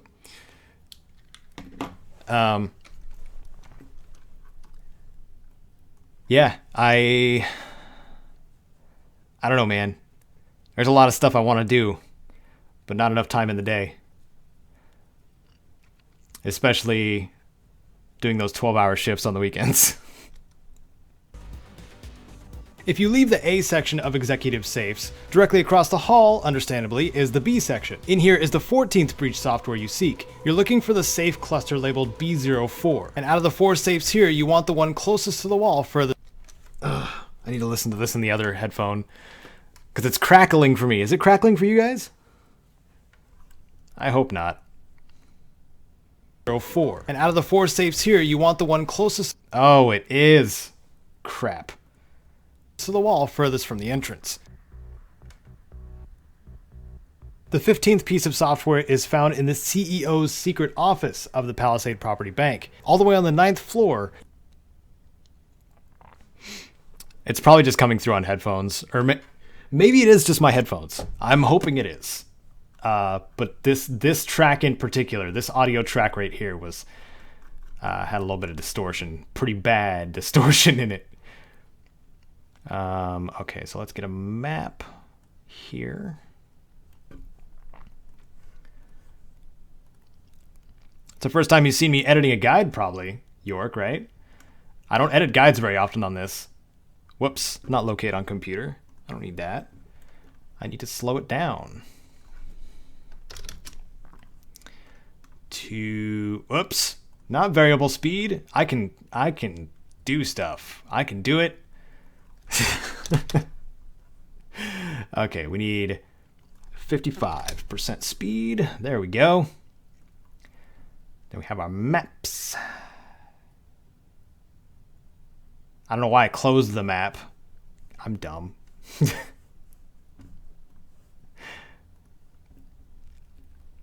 All right, have a good one, Moonlight Outlaw.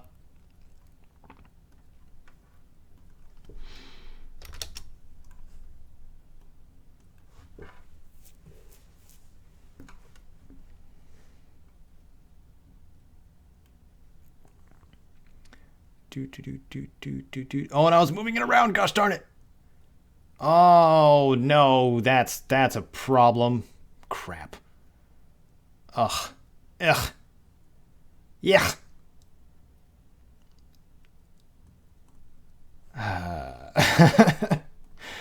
Okay, so this is going to be an extra bad looking clip of a map.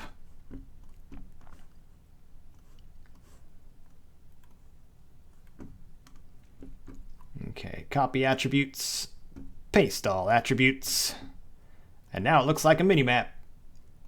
Just like that, ladies and gentlemen. That's how you make a mini-map. You guys didn't see the process in which I made the minimap. I did customize motion. I turned it into a window, an overlay, or a picture-in-picture. Sorry. Got to use proper terms. And then I, positioned it right up here. Then put a border around it and a shadow on it. And now it looks like that. Instead of just a box, just a square or rectangle. My favorite Elder Scrolls DLC, Kokiri, is it's a good question. Shivering Isles. I know it's a normal go-to, but Shivering Isles is probably the most memorable for me because it's so weird.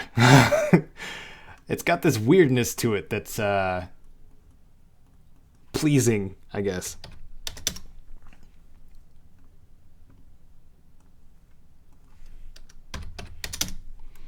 I gotta shorten these some more. Gosh darn it. 180. I gotta put them at 200%. I don't like doing that. I don't like doubling the speed of anything because it's really easy to miss stuff.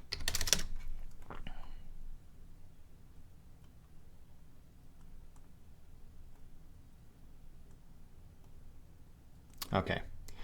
That will do it. All right, let's play it through. See what the damage is. Entrance. The 15th piece of software is found in the CEO's secret office of the Palisade Property Bank. All the way on the 9th floor, you can either mess with the pillar puzzle to open up this secret area of the office, or you can take a passage behind the TV. Either way, after getting inside the secret office, the breach software is right on the desk. After you're done in Palisade, move on to Mission 13. Okay. That's not bad. But it's not great. So for my birthday, Kite got me a fidget cube. I've been messing with that off and on. Like, it's just sitting on my desk now. But I like... It's cool. Fidget cubes are awesome if you have hands that don't know how to stop.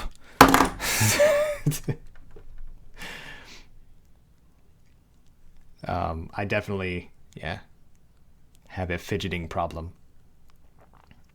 Or fidgeting solution, haha. Let's see. This transition was a bit rough.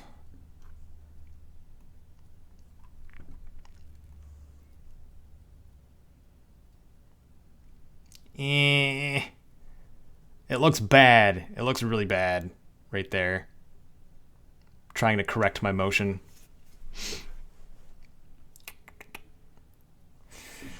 All right, we'll leave it as is. I don't think anybody's going to care as long as they know the location, right? Level 9 is where this is. 9F. Ah, it's over the map again.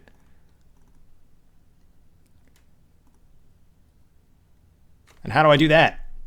How do I... I gotta make the... I gotta make the font smaller. Gosh darn it. Dadgummit. Or not put the floor in there. But I've been doing that. That's consistency, man. I gotta do consistency. Do it consistently, I guess.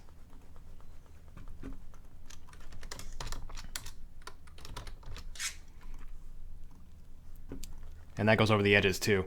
Herg. Okay. We're gonna shrink this down a little bit more to 18. 18's good. 18's still legible. Then we're gonna copy attributes and then paste to all of these. Thank goodness that is a feature.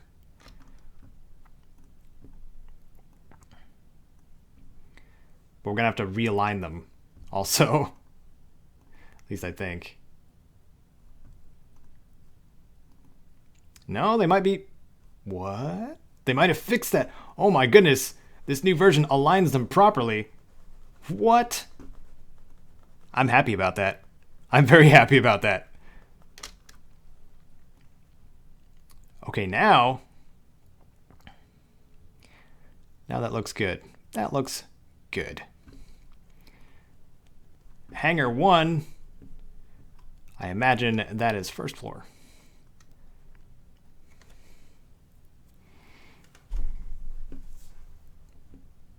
The Dragonborn DLC, that would have been my second, Kokiri.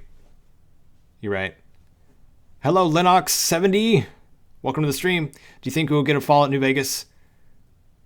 Like a new Fallout New Vegas? Linux? I don't think so. I think Obsidian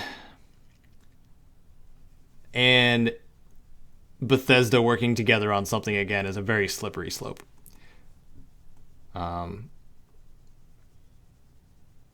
I know Obsidian has a lot of the same values as In Exile. The guys that were part of Interplay, they have a lot of the same ideals when it comes to developing a video game. And they were given, what, 2 years? 2 years to make, or was it 2 years or 1 year to make New Vegas? A very short time, a much shorter time than usual to make New Vegas. And you can tell in some of the cut content. Like Ulysses, supposed to be the Legion companion, never was. Instead, he was part of DLC, that kind of thing. But yeah, I don't see Obsidian working on New Vegas 2, as it were. Their Fallouts are great. Don't get me wrong.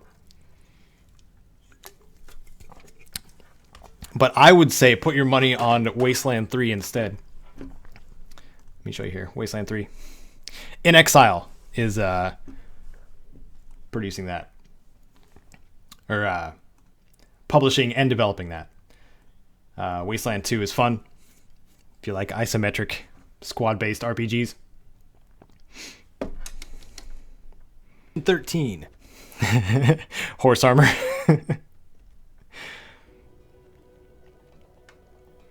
This takes place within the Garm facility, and they're in Palisade. Move on to Mission 13. This takes place within the Garm. Whoa, wow. Whoa. Little jerky there.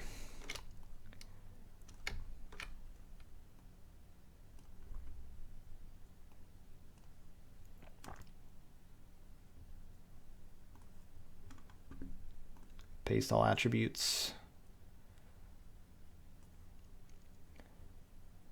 And paste all attributes. That looks horrible. That looks really bad. This background.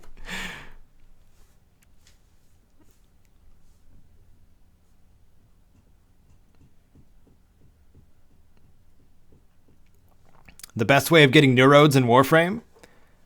Neurodes. Do an Earth survival mission.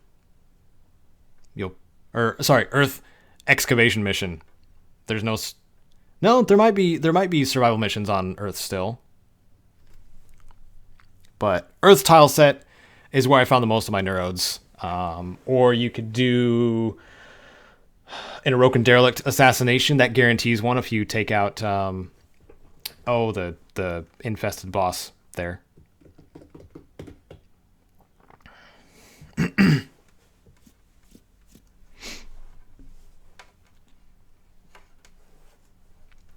Anybody wondering, Warframe is another one of my go-tos. Games that is a little bit that I do to change it up when I need something different to play. Okay. So we're in the GARM facility. You go in here and in here. Boom, there it is. Cut this away. Put it over here. Trim this down into a map. There it is.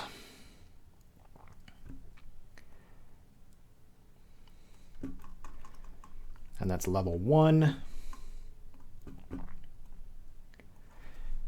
Drop that down to 80%. Okay, say 75%.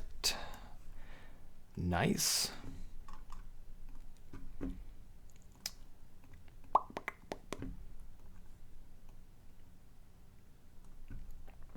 It looks so much better when it's that. You guys notice this? Space Ninjas. That's right. That's right, Necronoms. Space Ninjas. Where's everybody? Where you guys at? Have you guys checked out the Surge? It looks freaking awesome. If you like hacky slashy action RPGs in a wastelandy type, post-apocalyptic type scenario with heavy equipment and exosuits and melee, man, that looks fun. The Surge looks like a blast.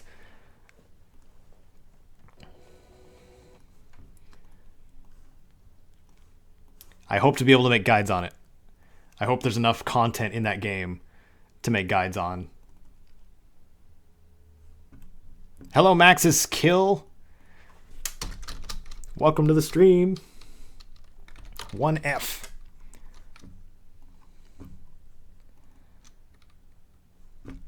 And 1F. Now everything, all the text seems small, too small. This takes place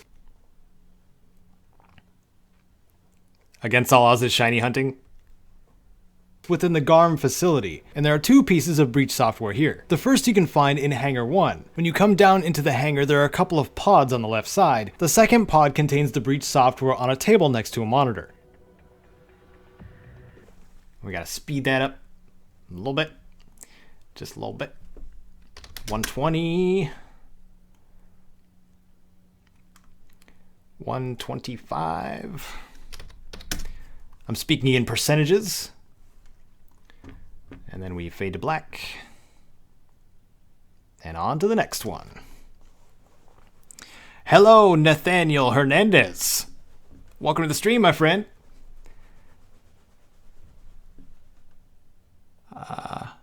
Also didn't want to talk about Obsidian. I've done that to death. And it's beating a dead horse of how much I don't like them.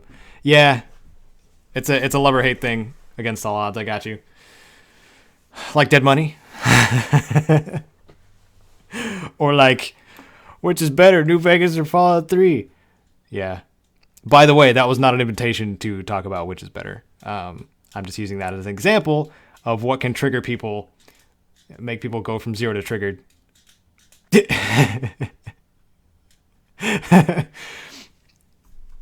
Like talking to Kite about chrysalids. Right? Okay. That one's done.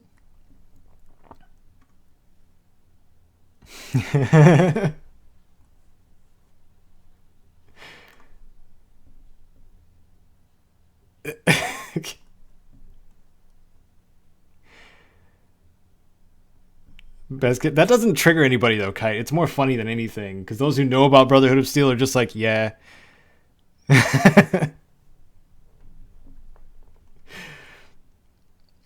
Or they know you're joking.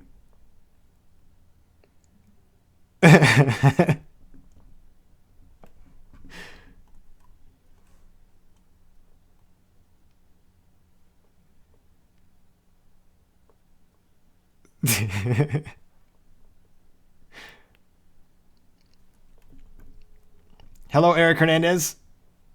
Welcome to the stream. Table next to a monitor. The 17th breach software is in Hangar 2. The north side of Hangar 2, third floor, there's a lounge and some other smaller rooms. Hang a left when you get into this cluster of rooms and go into the one with the camera attached to it. And there the software sits on a desk. After taking care of things in the Garm facility, you return to Prague for the third time. And okay, it stops right here. And the map goes here. I like how this worked out. I got to do this more often with games that have maps in a separate window.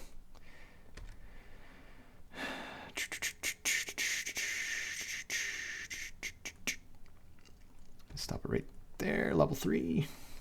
Level 3.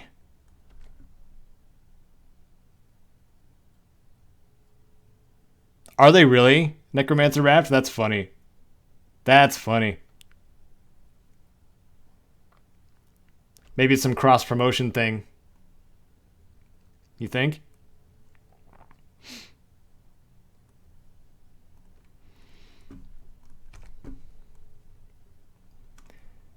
Okay. 60%? Nope. 50%? Nope. We need to get it to over here. 45%? Nope. 40% speed. That's bad. That's bad. I'm glad it's a map. And not like an actual video clip. That would be horrible. Because after you drop down below, oh, what is it? After you drop down below 50%, things start looking real janky. Because especially if you're recording in 30 frames per second, half of 30 frames is 15.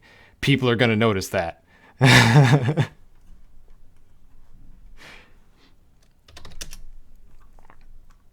But if it's 60, you can get away with dropping it down to 50. But lower than that, you got to start being careful because people start noticing that too. Let's see. There we go.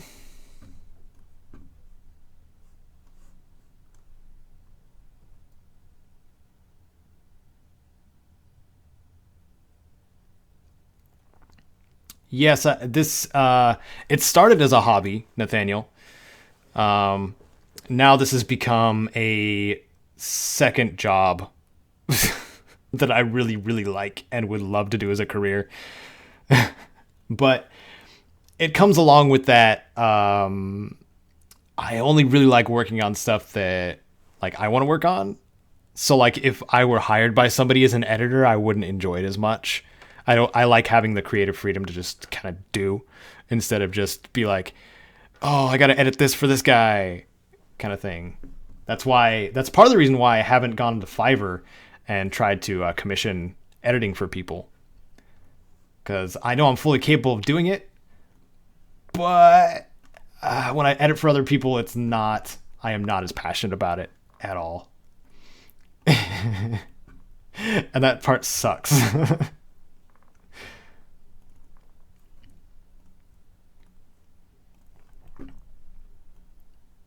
Oh, the map is bad. Let's extend the map a little bit.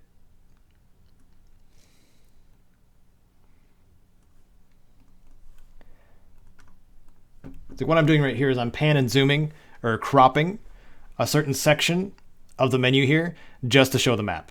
Because we don't need to know the Garm facility part. That's already on the video itself. We don't need to know what floor it is because it's right here, and also in the guide itself. And the UI crap, we don't need that. And we know it's a map. So I'm basically just trimming everything out and keeping it as simplified as possible for your viewing pleasure. I'm sure you all understand. And I like trying to explain as I go because I may be doing some things faster than you guys can keep up with. Or you guys just don't know what's going on screen. That's okay too. I had no idea what I was doing for the first year of editing. 2 weeks ago, Kite, but thank you. Oh, wait, no, it was a week ago. No, it was, no? Yes? No, 2 weeks ago now. Or was it last week? I don't know. I turned 30. I'm losing my memory. Charles Vicelio? I don't know how you say your last name. It's a cool last name, though. How did you find Fallout? My high school buddy. Well, middle school buddy at the time. He turned me on to Fallout 2. It was the most violent game I ever played. And it was snappy and had references that I didn't get that were still funny. And you could kill children. That was just a feature. And something we did once and never again. The 17th breach software is in Hangar 2. The north side of Hangar 2, 3rd floor, there's a lounge and some other smaller rooms. Hang a left when you get into this cluster of rooms and go into the one with the camera attached to it. And there the software sits on a desk. After taking care of things in the Garm facility, you return to Prague. Kite's birthday is today, by the way. She's trying to draw so much attention to me for having my birthday a few days ago, but she's like trying to get us to ignore that it's her birthday today. So everybody should be saying happy birthday to Kite. I already celebrated mine twice. For the 3rd time. At this point, all areas should be open to you. For the 18th breach...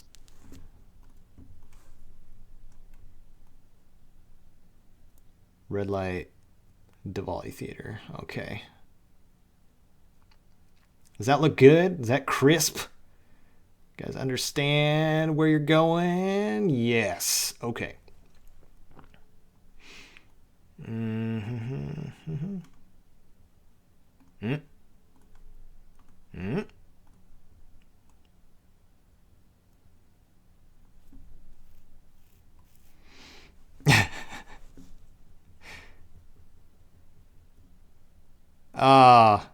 Nathaniel, I'm sorry to disappoint you, but there's no face reveal planned for the future. I know a lot of people want one. Let's see. Diwali office. Manager's office.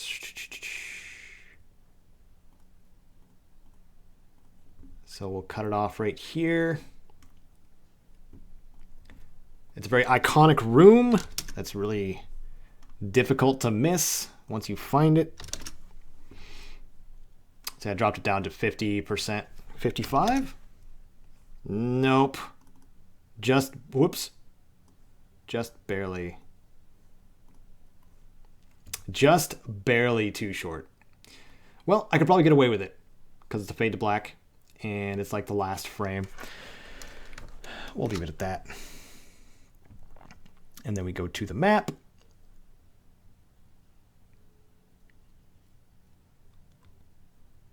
Oh, that's right. I got to get the Diwali Theater on the main map. This is going to be fun.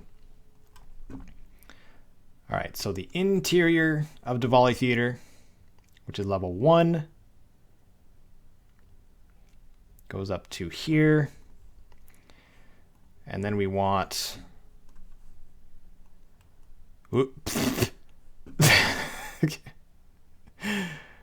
And then we want the World of Prague map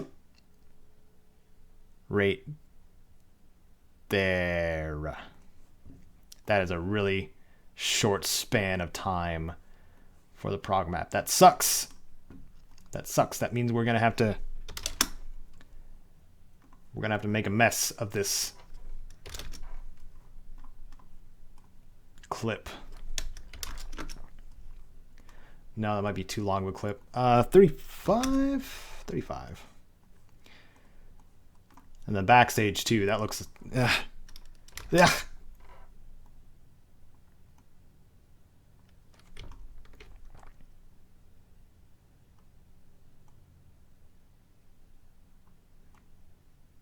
And 15.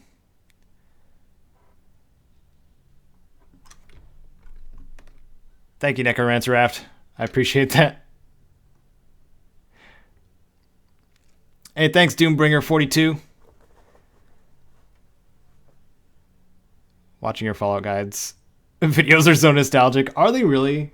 Are they really nostalgic? Is it because it's Fallout or Skyrim or whatnot? Or is it because I've been around that long?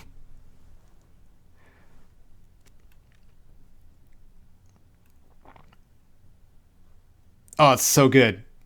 The CZ57 Avenger. So good, Necronoms. You know. 55. Oh. Oh, okay, there we go. Scared me for a minute. Okay. Level 2, level 1. So we know that the Diwali Theater is on the east side of Neo-Prague from this view right here. I'm going to copy attributes, paste all attributes, and it's going to look like crap until we recenter them. Like so. I'm going to make this larger so we can actually see the Prague map. Copy, paste.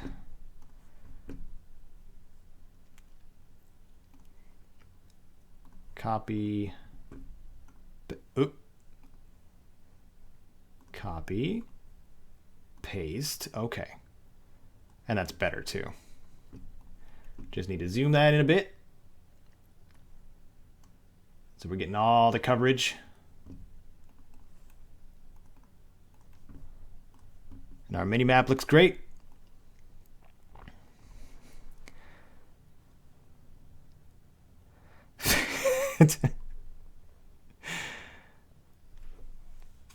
As far as I know, I am not anywhere on the autism spectrum. Max's kill. Thank you for asking. I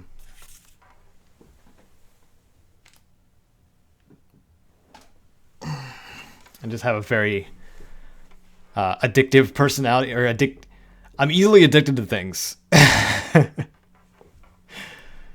If that's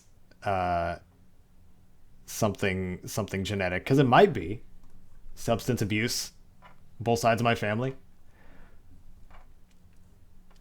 I don't know. This just got dark.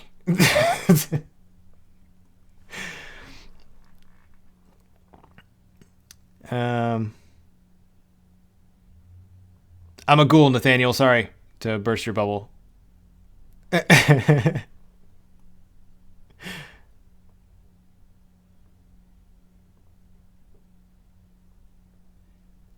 Okay, here we go. Boom, done. Awesome. Awesome. So we'll play this through. And to you. Oh wait, I gotta put the floor in there. 1F. Whoops, center. This one's in the upper left.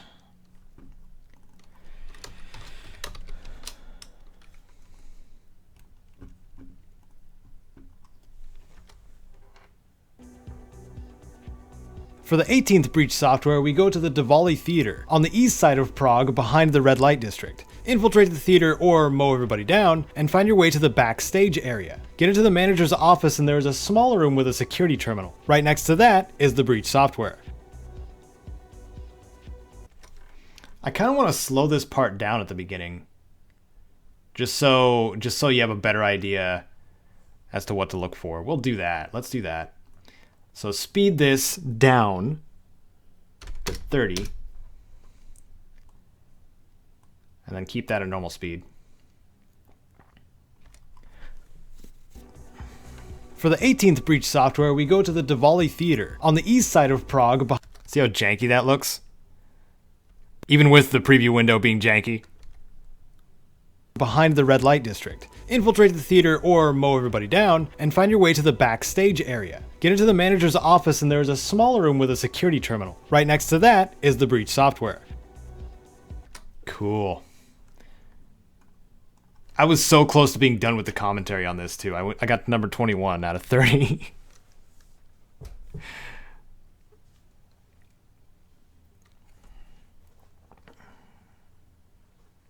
New Vegas's glitches. Man, New Vegas's glitches, a lot of them were funny, but one of them that frustrated me to no end was the explosives not doing any damage at all. Because they were like colliding under the ground or something like that and preventing damage from being done to the target. That one drove me nuts because I used grenade launchers and grenade machine guns all the time. And like I would carpet bomb somebody in VATS and they would take no damage. It was stupid. I'm a little salty about that. But I did like on that note, I did like the variety of weapons in New Vegas a lot.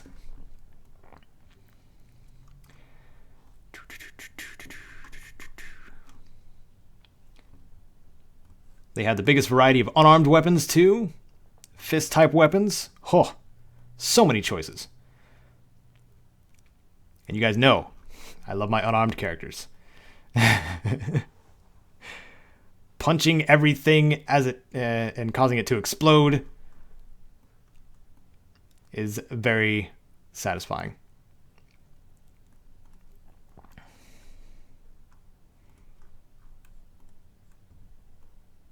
Like Fist of the North Star kind of thing. Except there's no pressure points required. You just punch them, they explode.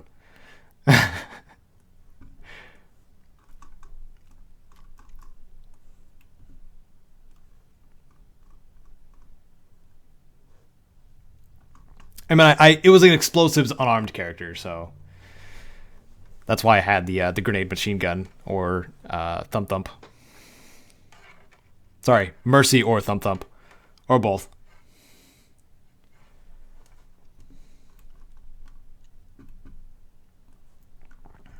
Doop a doop a doop a doop a doop a doop a doop doop a doop a doop a doop. Zoom in. I mean, enhance. Computer, enhance. Ah, crap. I moved the minimap. No! Why did I do that? Why do I keep doing that?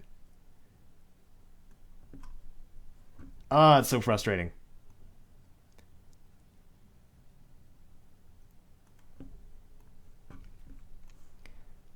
All right, here we go. 80. There it is.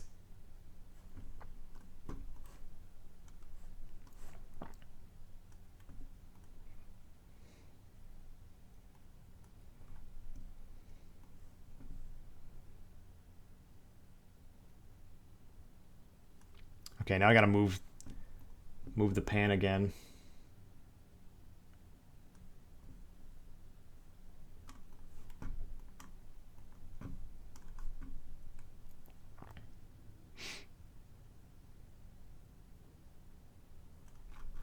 There it is.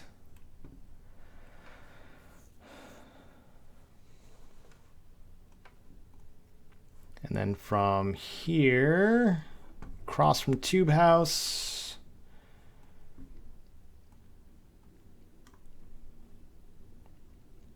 We're gonna have to speed this up to probably 130, 145. Closer to 145. Yep. And we need to fade to black.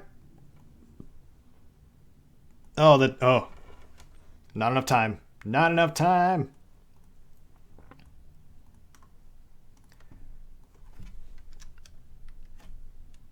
I don't always talk to myself like this. Just kidding.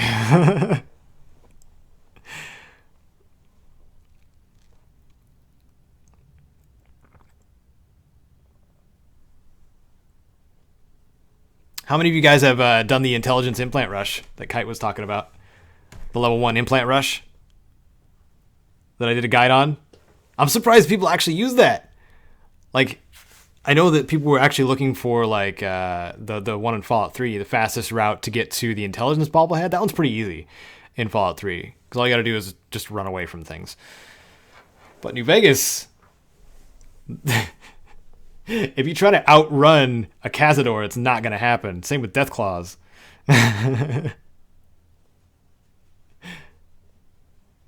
know, it's fun. I think it's fun. I think it's a fun little challenge, especially if you beat the game so many times and you want to get maxed out skills.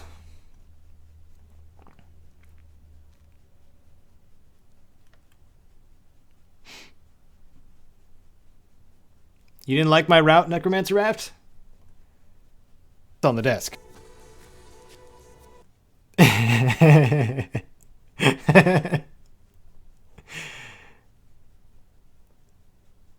try to be direct. That's why you have a stealth boy. Just don't go up to the Deathclaws and pet them and you're fine.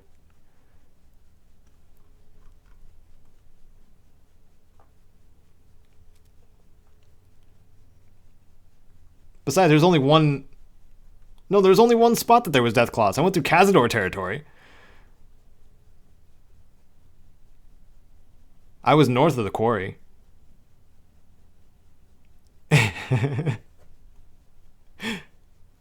You mad? Nah. Everybody's got their own route with it, too. Like, that's what I liked about the guide, too. And that's why I said, I think at the end of it, I was like, if you have a better route, please share it. Because there is, like, other more efficient routes. That's just the one I found most effective.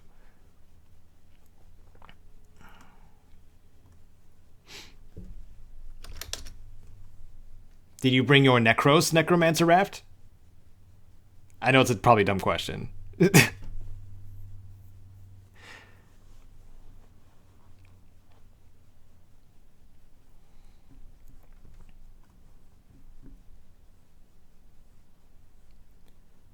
Yeah, the Deathclaw matron, or mother, they are scary fast. I think they're like the fastest enemy in the game. If you watch their run speed, holy crap. I hope you brought your brown pants.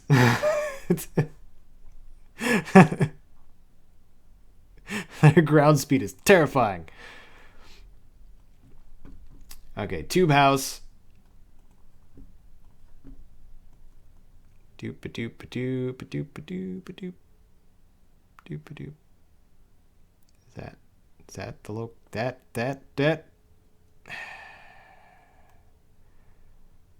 Quit screwing with the map, Caedo. Give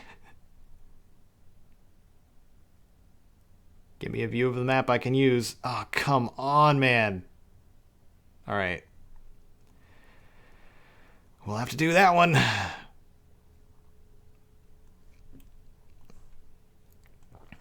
I messed it up for myself a couple times. 30.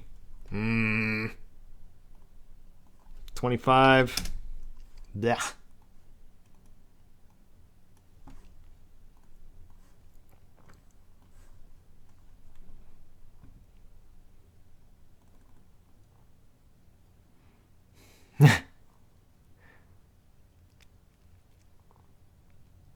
Yeah, you're right, Doombringer.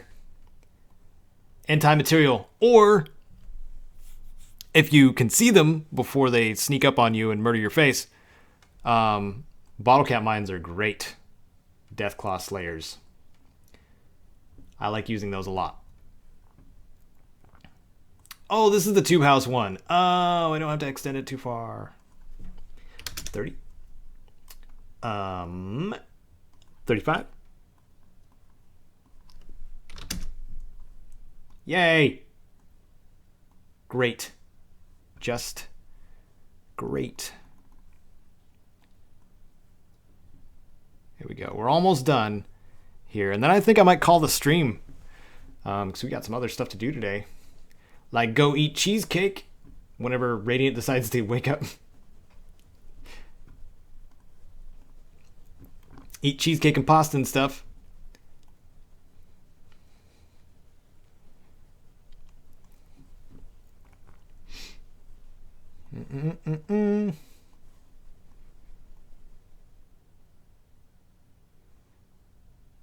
Palisade Metro Station. I didn't mark the floor. Level 1.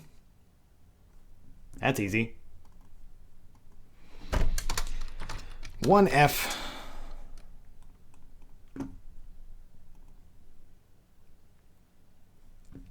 Later, Max's kill. Have a good one. Thanks for coming to hang out.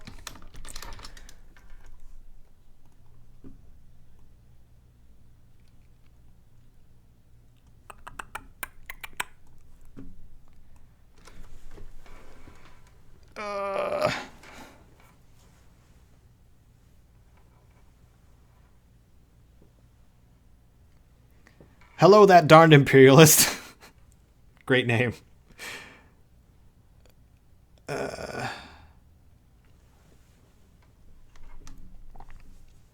Ice cream cake is the superiorist dessert. You know, I will agree. If you're kicking it like ice cream with cheesecake layer, like that'd be fantastic. And I know it's definitely a possibility. Ooh, there's a lot of spinning on the screen.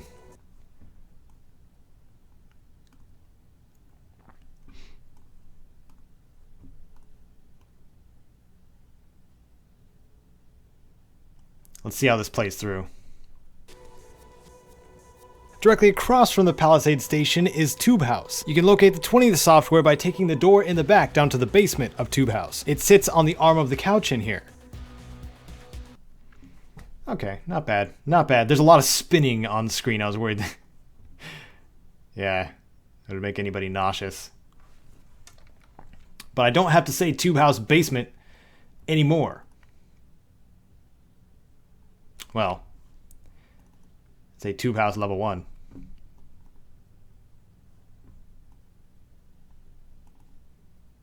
Even though it should be the basement. Caedo, you dum-dum. Why does it say street level? Does it not? What? So when I just brought up the map, it still says street level. Wow, why am I tired? Nap time?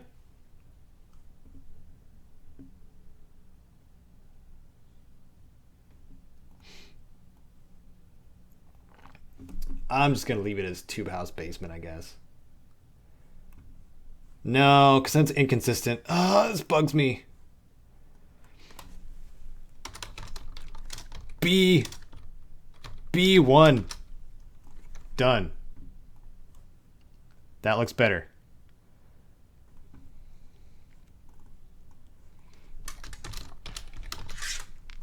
Now, everybody understands what B1 means, right? When you hit the B1 button on the elevator, which you shouldn't.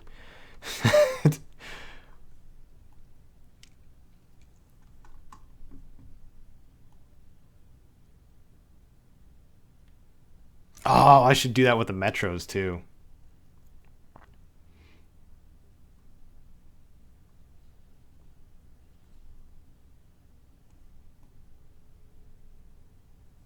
No, I said, darn it. Gosh darn it.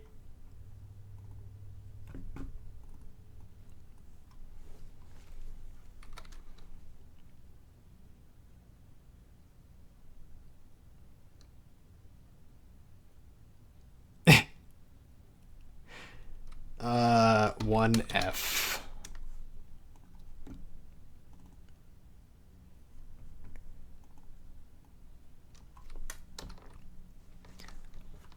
Are you linking poopy food porn, Kite?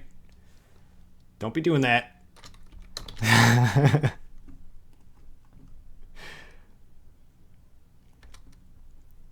In here.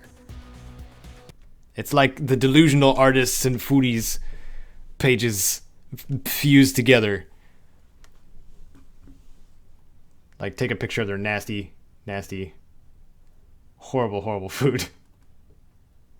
That's probably tastes good, but looks horrible. Northwest of Tier 29 apartment.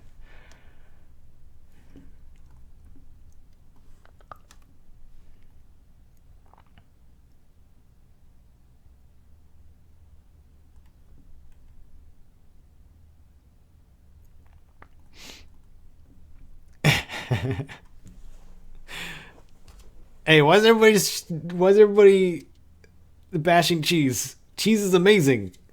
It goes on everything.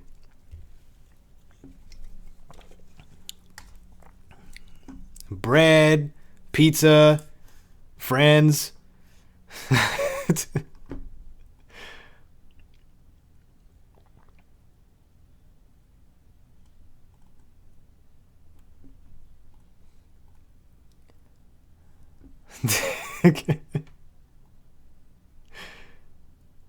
You know, laying on the cheese. Get it? Uh-huh.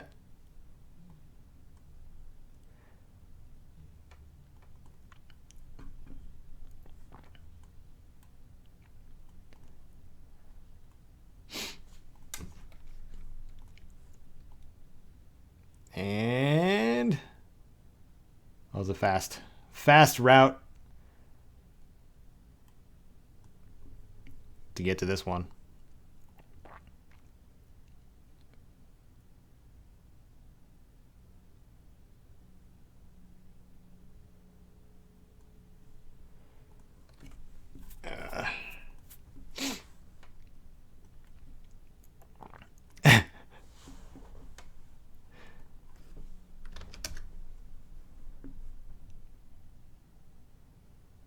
A hidden fetish? No, I just like cheese. And I like being cheesy with my friends. That's all. No, wrong kind of cheese, Doombringer. That's not a cheese anybody wants.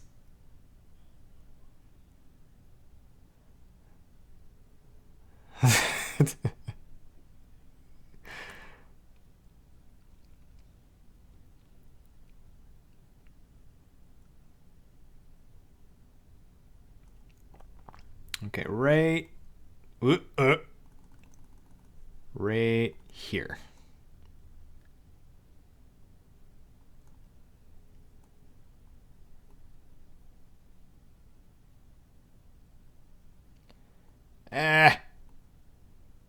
There's no easy way to edit this. I made this difficult on myself.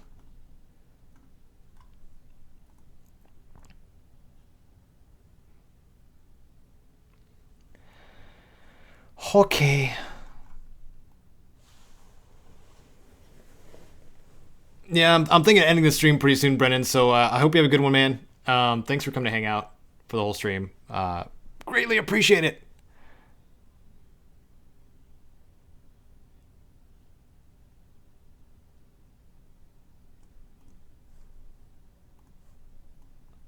And I hope the time in between streams is not as long as this has been, even though this was kind of my fallback plan if I didn't have a Let's Play up. You guys understand, I'm sure.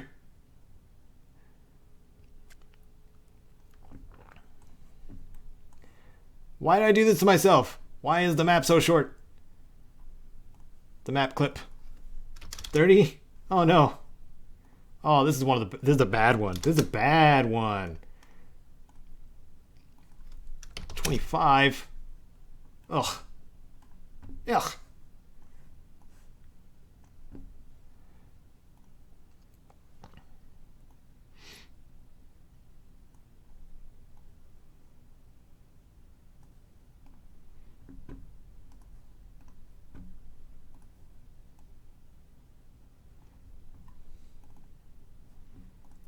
And this is... It says street level again. Crap, man.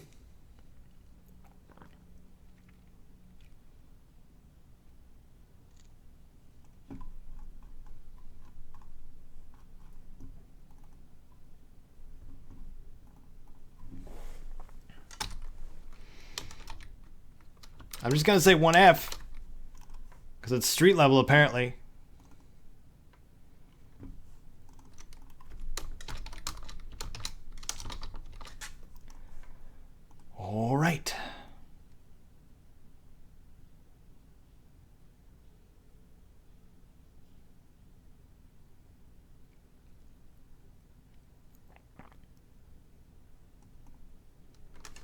And then shorten this.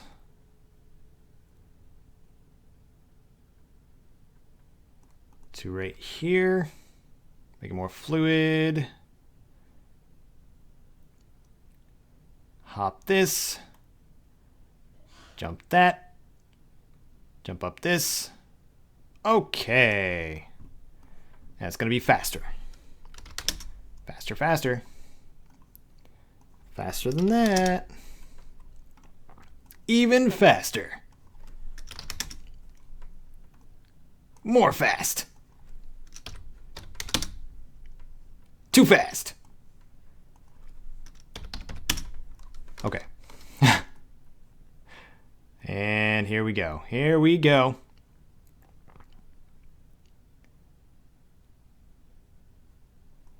That's it. That's all we need so far. Ah, the Tech Noir storage unit. Please show that on the map. Did I not show that on the map? What? Okay, hold on. I gotta look at this really quick. Deus Ex.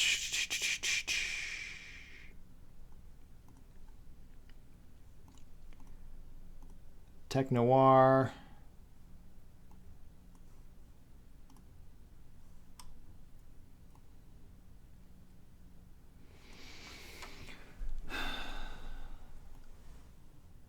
There it is.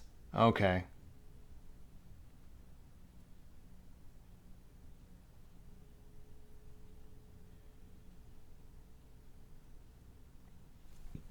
Right there.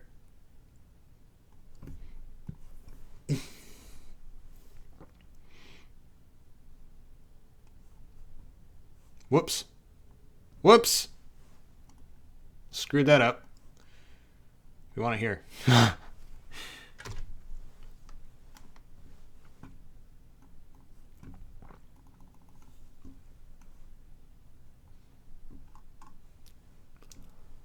So now that we have it,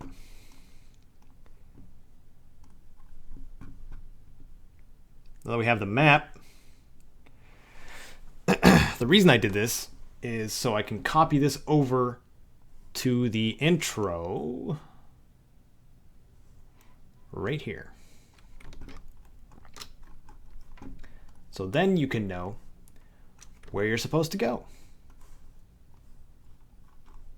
You guys know that's important, right? I mean, I think that's important. I think that's very important to know where you're going.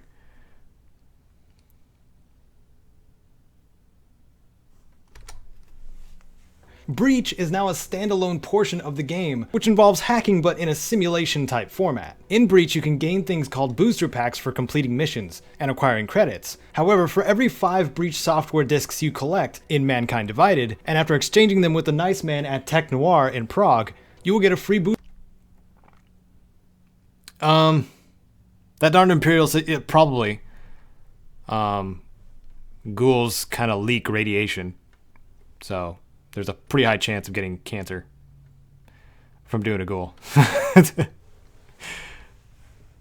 Booster pack the next time you start up Breach, for extra equipment, credits, and modifiers to use in the simulations. You can get a total of 6 booster packs this way. On that note, all of the Breach software can be redeemed one time. These will each be listed by their position in the menu rather than by progression, so a couple of them will seem...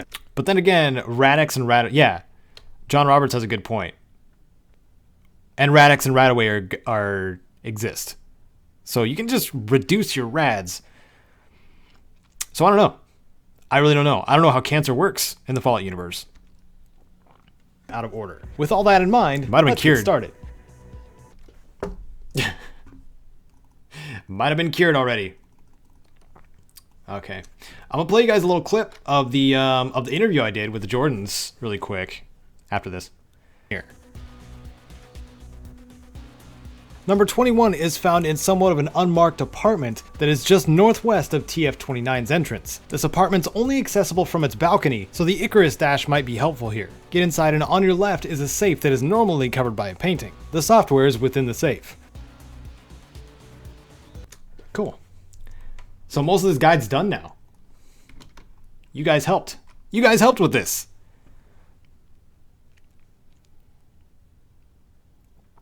Or everybody everybody in Fallout has cancer. That's what it is. John Roberts.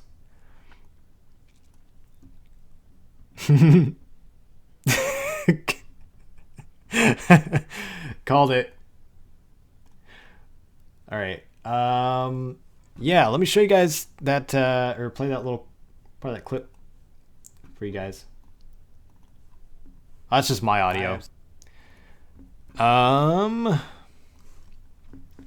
You guys get a peek into my project drive that has all my projects that have been in the works or are done.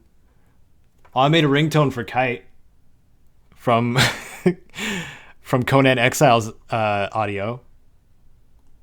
I gotta send that. I gotta get that to you, Kite. I gotta put it on a flash. I put it on the flash drive already. Let's see. Doop-a-doop-a-doop. This one. Hey everybody. Guess who's back? It's the old crew. Mm-hmm. I'm Jordan M., your lovely host. And this is my co-host, Jordan B. Say it again, Jordan. And also for Caedo. Happy birthday, Caedo. that's well, yeah, it's in like a week, but yeah, this is It's still close. the first time he contacted me, he's like, "Your birthday is soon, right?" Well, soon-ish. When I contacted you, it was January, so it wasn't that far off. Yeah, that's true. But anyways, I appreciate it all the same. So Jordan and I were going to swap off on questions here that are on the side of the screen. I'm going to cut this part out. Will you post the questions again? Yes, I can. And I will cut this part out too. Cut this. Ironically, Jordan didn't cut that part out, so I'm gonna cut it out. I mean, that's very true. On how, I mean, we can keep it shorter, but if you know this, but we're all pretty interesting people. that's true. Cut that part out. Okay. Okay, Caedo. So how would you describe your channel? Lady Doombringer, have a good one. Thanks for coming to hang out. You've been doing YouTube for like 5 years now, something like that. What's the end goal for you? Well, the goal has kind of been the same the whole time. I mean, there's a little bit of variation in there because I've kind of, like, I guess, scooched towards doing more Let's Play content, and now I've kind of pigeonholed myself into doing pretty much all Let's Play content and not really having time for much else, without having, while having, free time as well. But my channel was based around the idea of bringing quality, no-nonsense guides about the games I love to others in the community that share that same enjoyment. And it kind of stays. That's the intent. That's the plan for good. I hope. So are you saying that at some point in the future you'd like to reduce the amount of Let's Play content, or at least find time to do more guide content? It's that I'm not great at balancing multiple projects. So if I'm doing 2 Let's Plays and doing a guide series at the same time, it is very difficult for me to keep it all organized while trying to balance the rest of my life too. So unless I become very good at